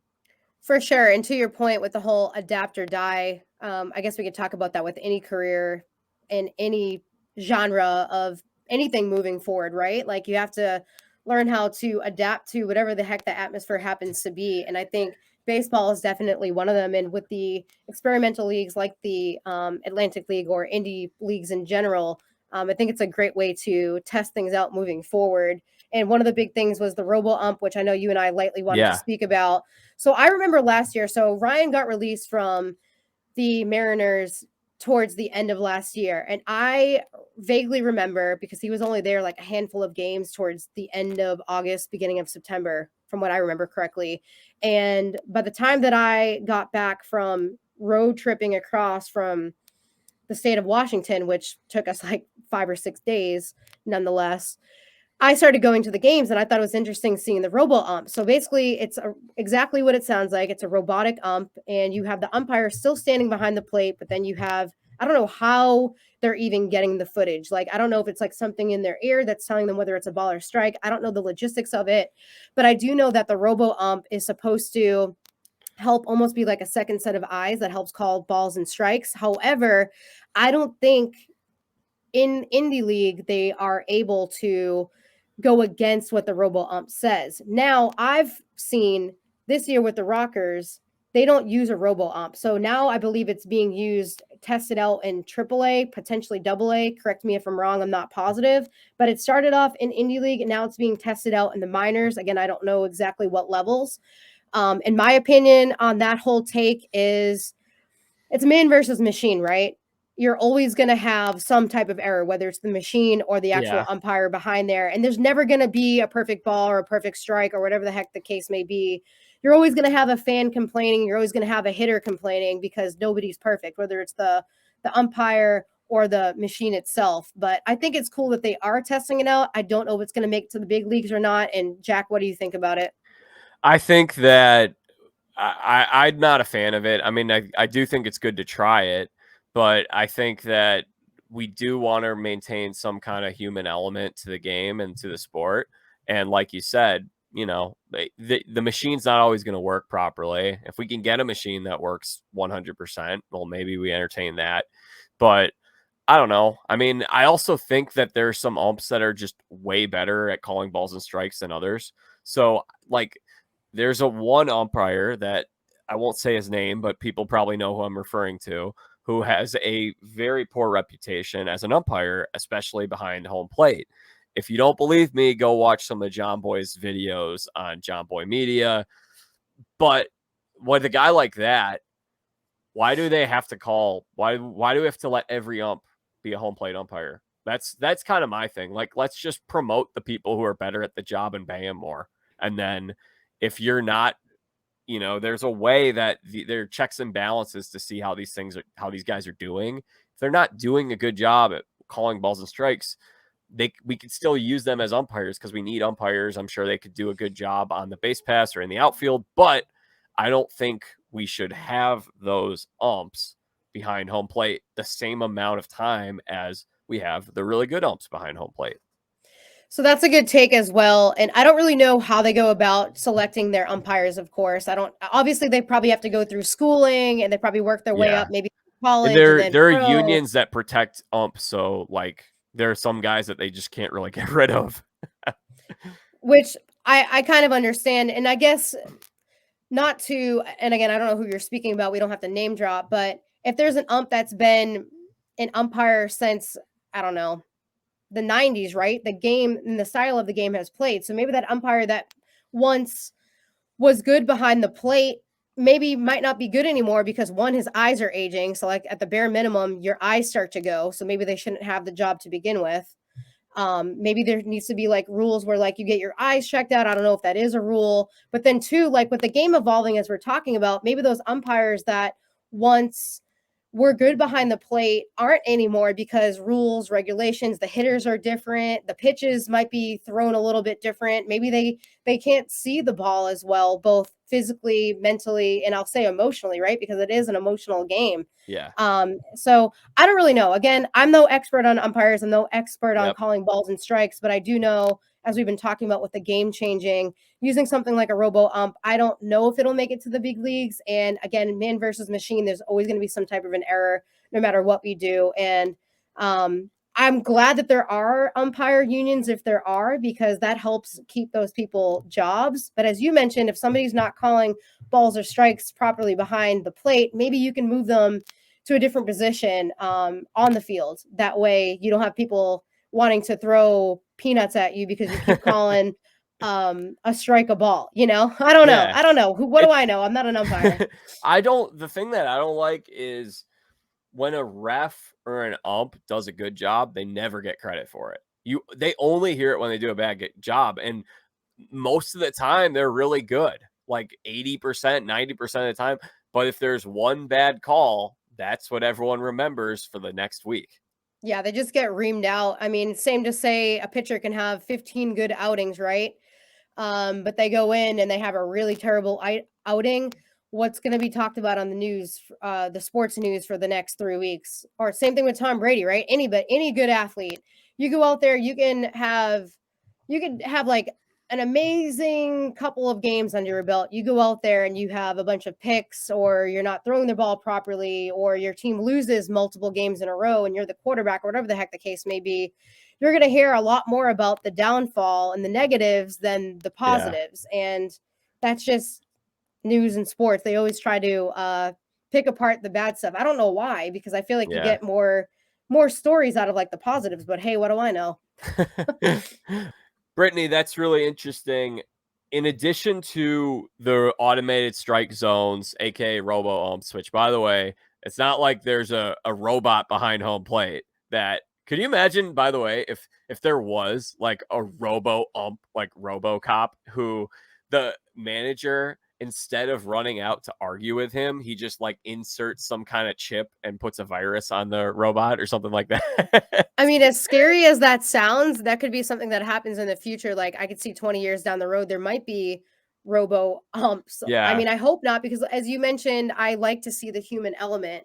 And it also, people have this argument with anything, with like self-checkout and stuff. It gives people a job, right? It gives people a creative outlet. So if somebody is a kid playing baseball and they really want to be an umpire when they get older, so again, not to crap on these umpires that are in the big leagues, the minor leagues, the college, good for you guys, right? Like you chase your dream, you're doing the best that you can. And with the game evolving, things happen. But if you have an actual robo ump down the road, that takes away a child's dream. Like it takes away a job from people. It takes away the union. Like I am kind of against it for that simple reason. And I do like the human element of it, you know?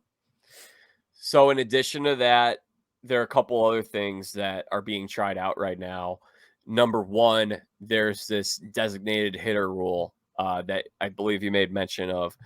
And correct me if I'm wrong, but I think it works like this. So if your pitcher comes out before finishing 5 innings, he's got to throw full 5 innings. If he does not, the pitcher comes out, then you lose a designated hitter spot in your lineup. So the DH that you have in that game is done. So now you have 8 in your lineup instead of 9. Basically, the thought behind this is to incentivize having your pitcher go deeper into the game, which is something that I think we all want to see more of, because the game is becoming much more relief pitcher oriented. And we want to see like the Pedros from when we grew up. Pedro! Going into the 8th inning. We don't want to see him going out after 4 innings. Exactly. So to your point, and I could touch upon that shortly. And again, I'm no expert on indie ball, and I'm not trying to seem that way. No. However, at the start of each indie ball game, and I forgot to mention this, there's actually a video played at the start of each indie ball game. It's played on the Jumbotron, which I'm actually thrilled that it plays, because I shoot a lot of Jumbotron and YouTube content. Aside from doing live stuff, I'm involved in the other side of things for the fan experience, like the Jumbotron.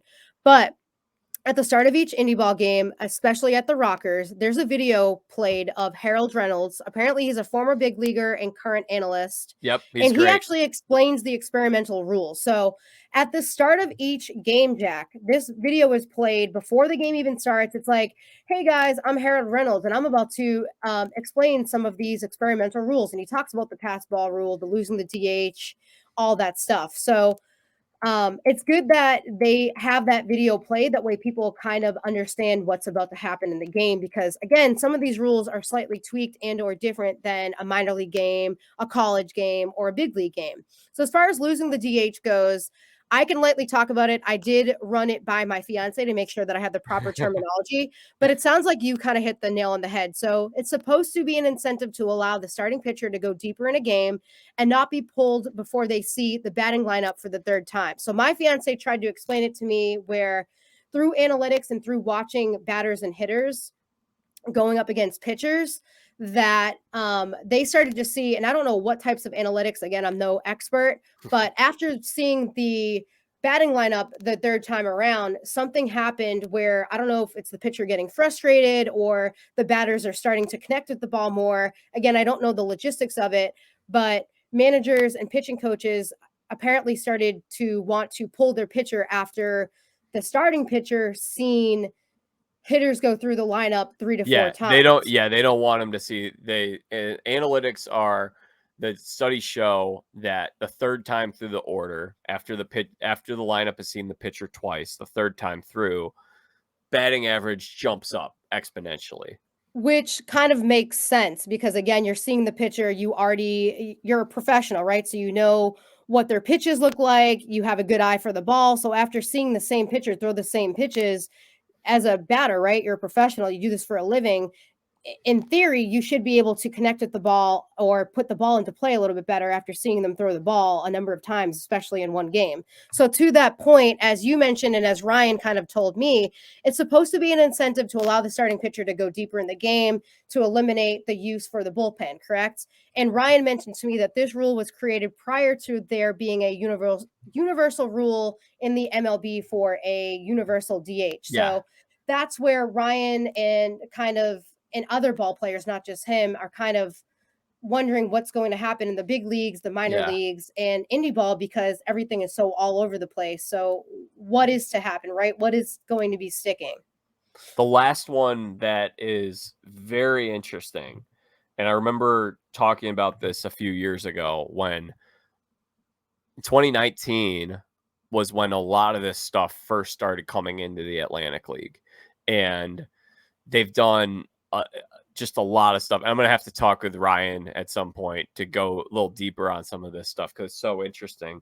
But one of the things that a lot of people were like, that's interesting, that's odd, was this idea that a batter could steal first on any passed ball.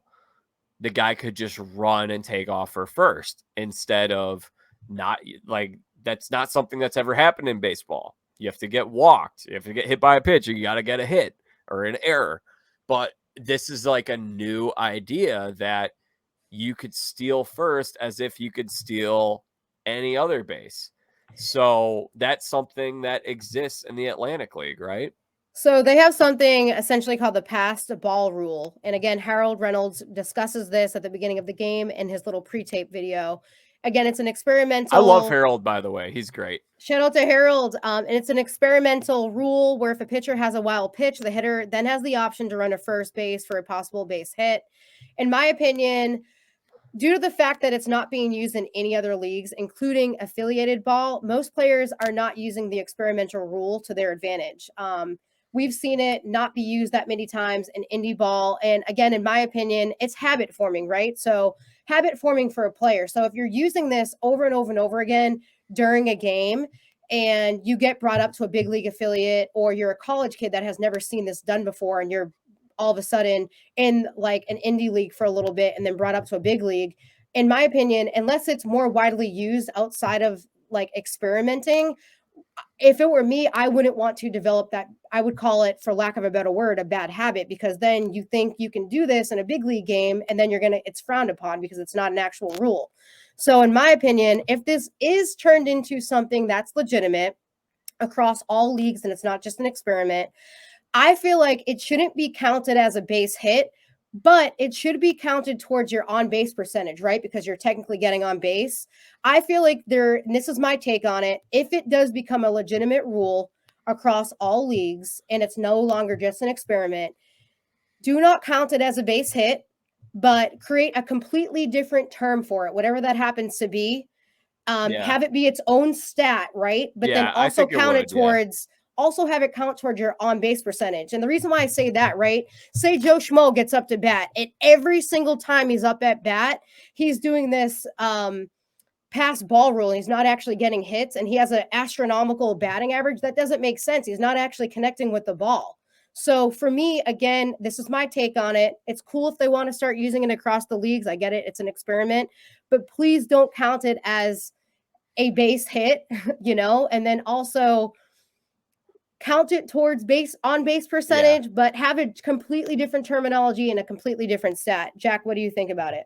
Yeah, I think it would essentially be a stolen base, right? I mean, maybe you have a differentiator between, now you differentiate between stealing second and stealing third, or stealing home versus stealing first.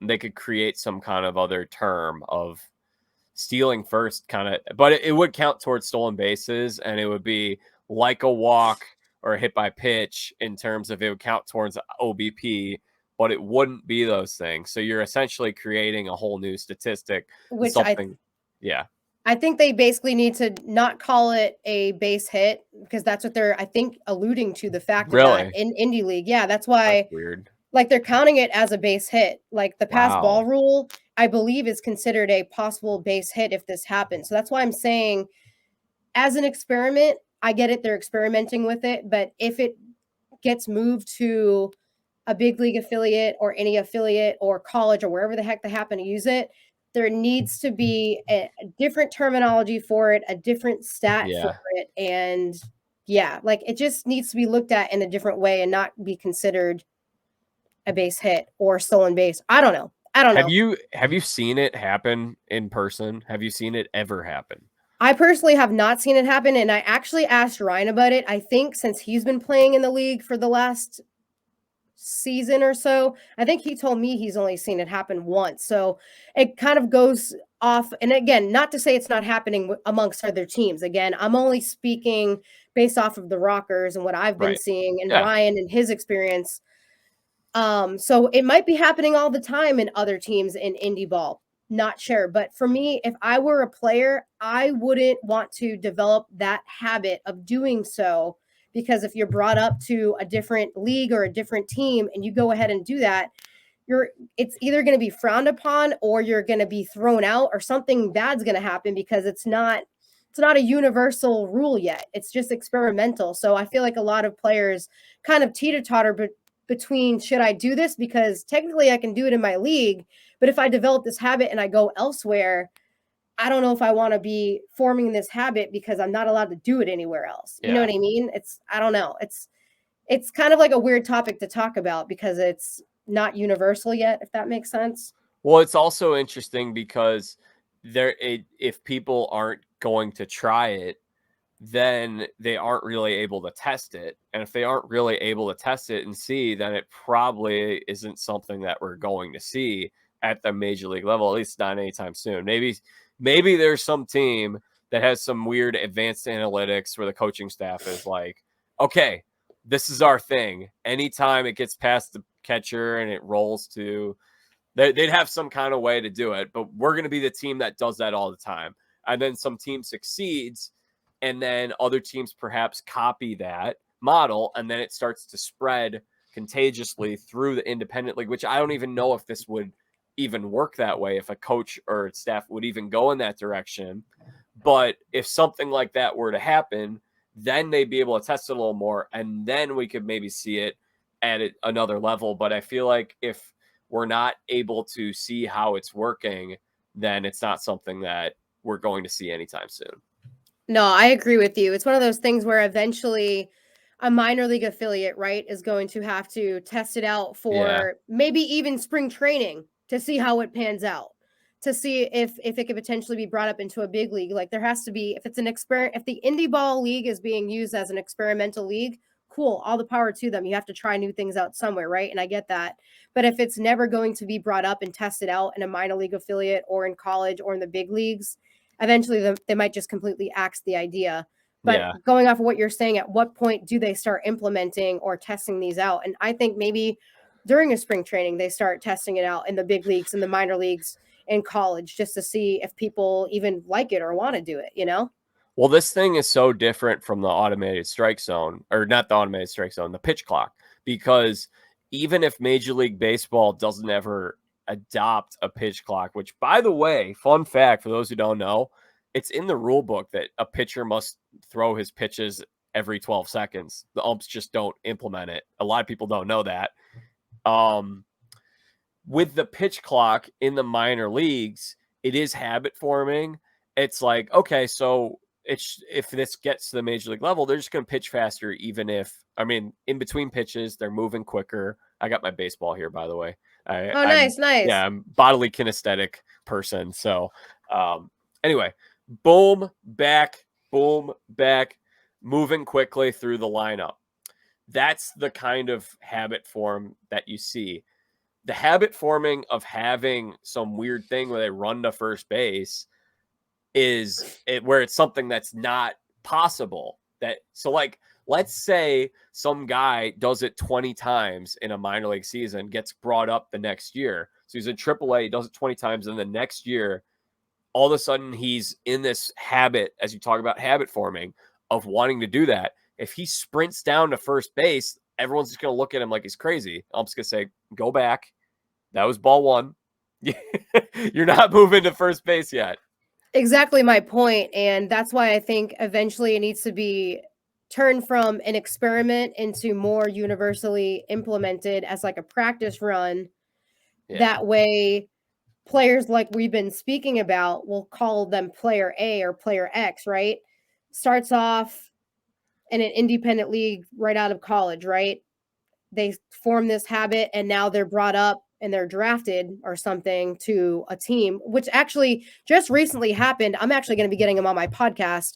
Not to say that he was doing any of this past ball rule stuff, but one of the players was right out of college, got picked up to be with the Rockers. He's a pitcher. And then he recently got drafted in the most recent draft to the White Sox, right? So say that player was not a pitcher, but he was like a fielder that was batting, and he picked up on that bad habit for the month or two that he was in the, and I don't want to call it a bad habit for lack of a better word. I will say it's a bad habit because it's not implemented.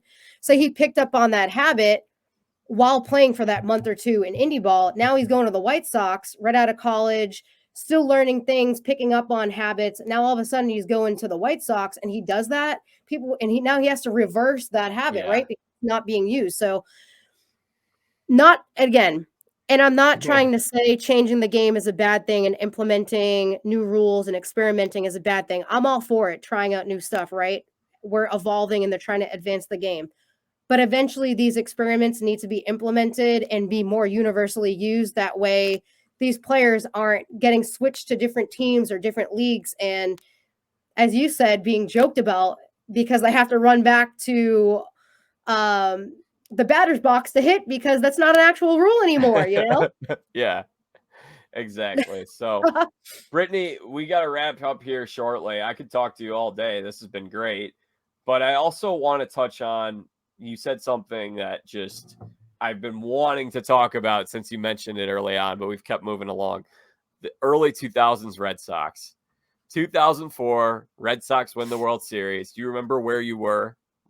Oh my gosh, that's such a good question. I don't remember exactly where I was, but I'm almost positive I went to that parade. So like back in the early 2000s, that was like up and coming, not just the Red Sox, right? But like the Patriots started winning, like Tom Brady was with the team. The Patriots were terrible for a really long time. And then they had the best coach and the best quarterback ever come in at the same time. Exactly. So I feel like the early 2000s for me were key, not just for the Red Sox. I remember skipping school to go to the parades and sitting on top of my friend's shoulders because I'm only 5'2" and being able to witness history, right? And picking up the confetti. If I can go back in time, I wish I saved some of the confetti that they leave on the streets. But those are some of my fondest memories, are being able to watch the Red Sox games, go to Fenway Park, go to Gillette Stadium, go to a preseason game, also skip school to go to a parade.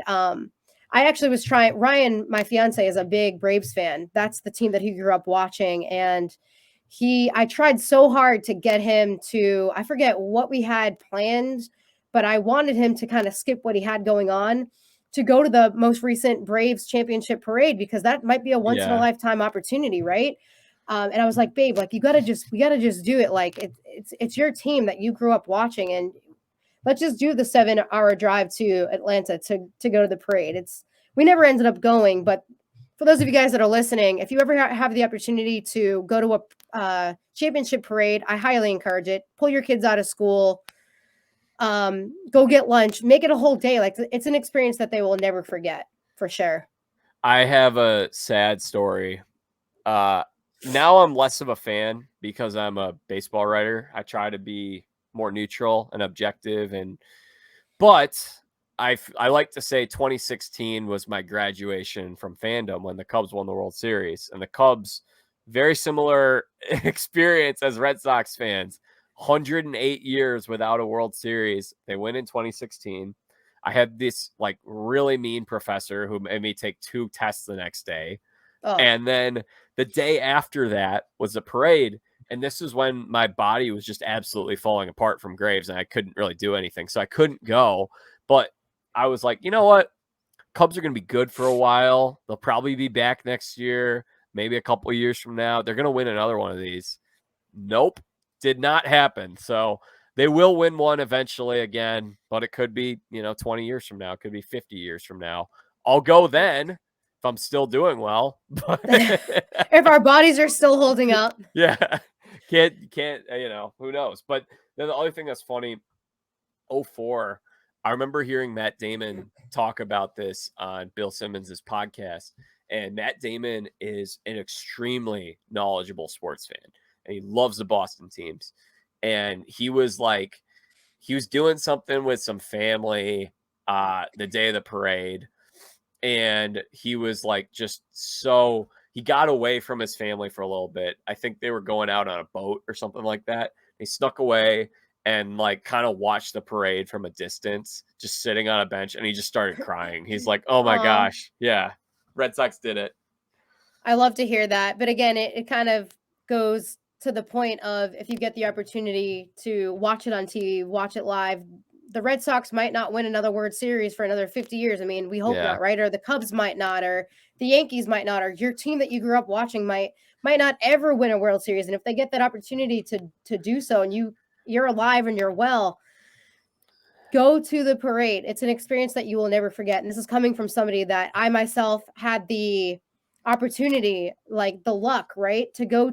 I grew up in the era where my team's Boston Strong, right? Like the City of Champions. Yeah. Like I have been to multiple parades and I regret it. And I will do the same for my kids. I can't wait to have kids where Ryan and I, if Ryan's still playing, I put my baby in the jersey and take them to the games. Or I even said to Ryan recently, of course, we're going to bring them to the Major League affiliate teams like the Red Sox, the Bruins, the Braves, whatever, a Patriots game. But I will for damn sure be supporting like the minor league teams, the indie teams. I have more respect for these leagues, having learned about them through my relationship with my fiance and working with the team, like how cool these leagues actually are. And they're not widely talked about. I will be bringing my kids for that $5 hot dog and the $10 ticket right behind home plate versus spending $500 at a Yankees game. So moral to the story is live life, enjoy the experiences. Yeah. If you get the opportunity to go to a game, do it. And I don't fully remember where I was during the 2004 World Series, but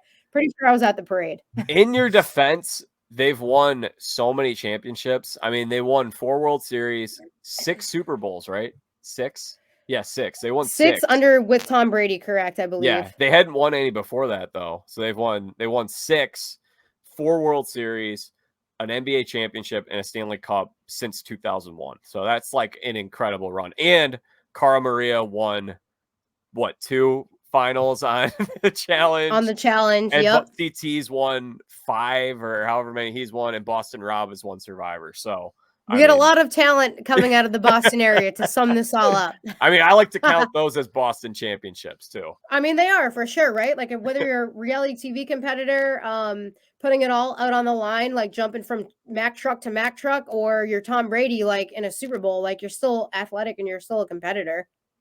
Brittany, how many wins do the Patriots get this year? Do you have positive outlook on the Pats going into the season? So it's hard to say, right? Like over the years, and I hate to say it because I'm a big Tom Brady fan. If Tom Brady does, I know he said he's out of retirement, right? But who knows? Yep. Because who knows what's going to happen? The season hasn't officially started yet. But I personally would like to see Tom Brady win one more Super Okay. Bowl. I think, in my opinion, this is his last season. He So you're obviously rooting for the Brady more than you are rooting for the Patriots at this point in this correct. season. Okay. Correct. I mean, I'm a Patriots fan, obviously, through and through, Yeah. and it's cool to see the new up and coming quarterback, of course, and how the team's evolving because you have people like Julian Edelman retiring, and all those players that I grew up watching are no longer playing, or they're switching into coaching roles or doing other things, right? Like they're phasing out, kind of like we talked about the Johnny Bananas, the CTs, the Cara Marias, Jenna Campono. Over time, you phase out, whether that's age or you're starting a family or getting married, whatever the case may be. I'm still a diehard. I grew up watching Tom Brady. I think I was in middle school when he started. I still have Jack, an original, I think like Boston, it might have been the Boston Globe. That's one of the local newspapers in the Boston area. I have an original cutout, Tom Brady holding up the Lombardi trophy, I think from like 2003 or whatever, one of the first. Uh, 02 was the first Super Bowl. so it might have been '02. Whatever the first one that he won, I have a cutout from that. Like I've saved it. And just growing up watching him throughout high school, throughout middle school, and now into my 30s, like I am rooting more for Tom Brady to win his last Super Bowl than what the Patriots are going to do this season. I hate to say it, but Tom Don't Brady blame through and you. through. And I Yeah. loved his docuseries. It Man was in the amazing. Arena. Man in the Yeah. Arena. Yeah, Man in the Arena was incredible. So for those of you guys that haven't watched it, shout out to Man in the Arena. It was very well done, and I hope that they do more episodes of it. She's Brittany Baldi. She absolutely killed it today. She's got a great podcast called The BosBabes, and I would love for her to plug it before she leaves. Sure. Thank you so much. If you guys are interested, it's the BosBabes, short for Boston. So it's spelled BosBabes. It's a lifestyle sports podcast. You can find it on iTunes and Spotify. I mainly have on other wives and girlfriends. It's simple conversations, kind of like Jack and I are having right now. I do have on a lot of professional athletes and, of course, reality TV competitors because that's my background. But a lot of it is you get to know the athlete off the field, a little bit on the field. The wife and girlfriend angle is one of my favorites because you get to hear what they do, right? When they're alone with the kids, while their husband's on the road for 2 weeks at a time and they want to pull their hair out because they are making breakfast, lunch, and dinner and they're kind of like a single mom. It's an excellent podcast. People tend to enjoy it. And I've been kind of branching out where I'll probably have Jack on my podcast, have him talk about his experience starting his own podcast and working alongside Sports Illustrated and being a creative minded individual. I recently had on a female pilot who owns her own airplane and she's putting in her miles to potentially fly commercially. So I'm kind of like branching out in other ways where I like to call it a lifestyle sports podcast because it's not X's and O's. It's very lifestyle, very fun. And you might see Jack on my show in the new year. Hopefully. I'm up for it, Brittany. So just let me know when. We'll have to seriously. I want to pencil you in. Probably more so in the new year. I'm about to be Yeah. wrapping up my Yeah. guests and filming because of the wedding and such. But Yeah. In the new year for sure, I'd love to have you on there. Sweet. I mean, I'm a little busy right now too, getting started with this new job. So it'll work out cool. It'll be fun. And your social media is what? How can people follow you? So simply, again, the podcast is just at the BosBabes, BosBabes. Same thing for all of that social media. If you do want to follow that social media, you can go ahead, Instagram, Twitter, Facebook. I don't have any TikTok. I haven't branched out to TikTok. I do not have, contrary to popular belief, I do not have Snapchat either. I got rid of that a long time ago. Yeah. So if you see a Snapchat using my name, it is not me. Yikes. And as far as my personal social media, it's simply just at Brittany Baldi, Baldi. And that'll all stay the same, even when I get married, because people have known me for so long. I will be legally changing my last name, but as far as social media handles and such go, it's just going to stay the same. I mean, you see that with like a lot of well-known personalities, like Jenny Dell used to work for Nesson and the Red Sox. She's married to a baseball player or a former Red Sox player, Will Middlebrooks. All of her social media is still at Jenny Dell, and I plan on doing the same because Last name will change legally, but social media is going to stay the same. Yeah. You understand how marketing and branding works. Some people don't. For sure. For sure. All right. Well, this was an absolute blast, Brittany, and I look forward to coming on your show at some point. You're welcome back here anytime. Awesome. Well, thank you, Jack. Best of luck to everything. Sending you good vibes with your health. And I'm so happy that you got a job with SI. And I can't wait to talk about that on an upcoming podcast episode with me and maybe Ryan, or maybe Ryan and I can both come on your podcast in the future. Yeah, that'd be awesome. Thank you so much, Brittany. Thank you. Chat soon. All right, y'all. That does it today for our conversation with Brittany Baldi with the High Point Rockers. She was on MTV for a little while and is a baseball wag. Was great talking with her. Really interesting conversation. Really enjoyed her time. So you guys should definitely follow her and check out her podcast, especially if I'm going to go on it. So when I go on it, I'll make sure I let you guys know. I'll talk about it on this show, and I will also post it on social media. I made mention of this. People might not know I did get a job with Sports Illustrated Fan Nation as a full-time baseball writer for their website, Fastball. I'm the lead writer now. So I'm doing a lot of baseball writing. You guys can check that out. You can find that link on my social media. I've been tweeting basically every article that I do out now. And some people might be finding the show through, I am able to post this show onto the website. So we'll probably be getting some new listeners and viewers here, which I'm very excited about. If you guys enjoyed today's episode, make sure you subscribe to the Jack Vita Show on Apple Podcasts, Spotify, YouTube, Amazon, wherever it is that you listen to podcasts. Subscribe, and you will get a notification whenever there's a new content available that I created. In addition to that, I'm on Twitter, Facebook, and Instagram at Jack Vita Show for all three, and then youtube.com/Jack Vita. Until our next episode, I'm Jack Vita. Bring in the dancing lobsters.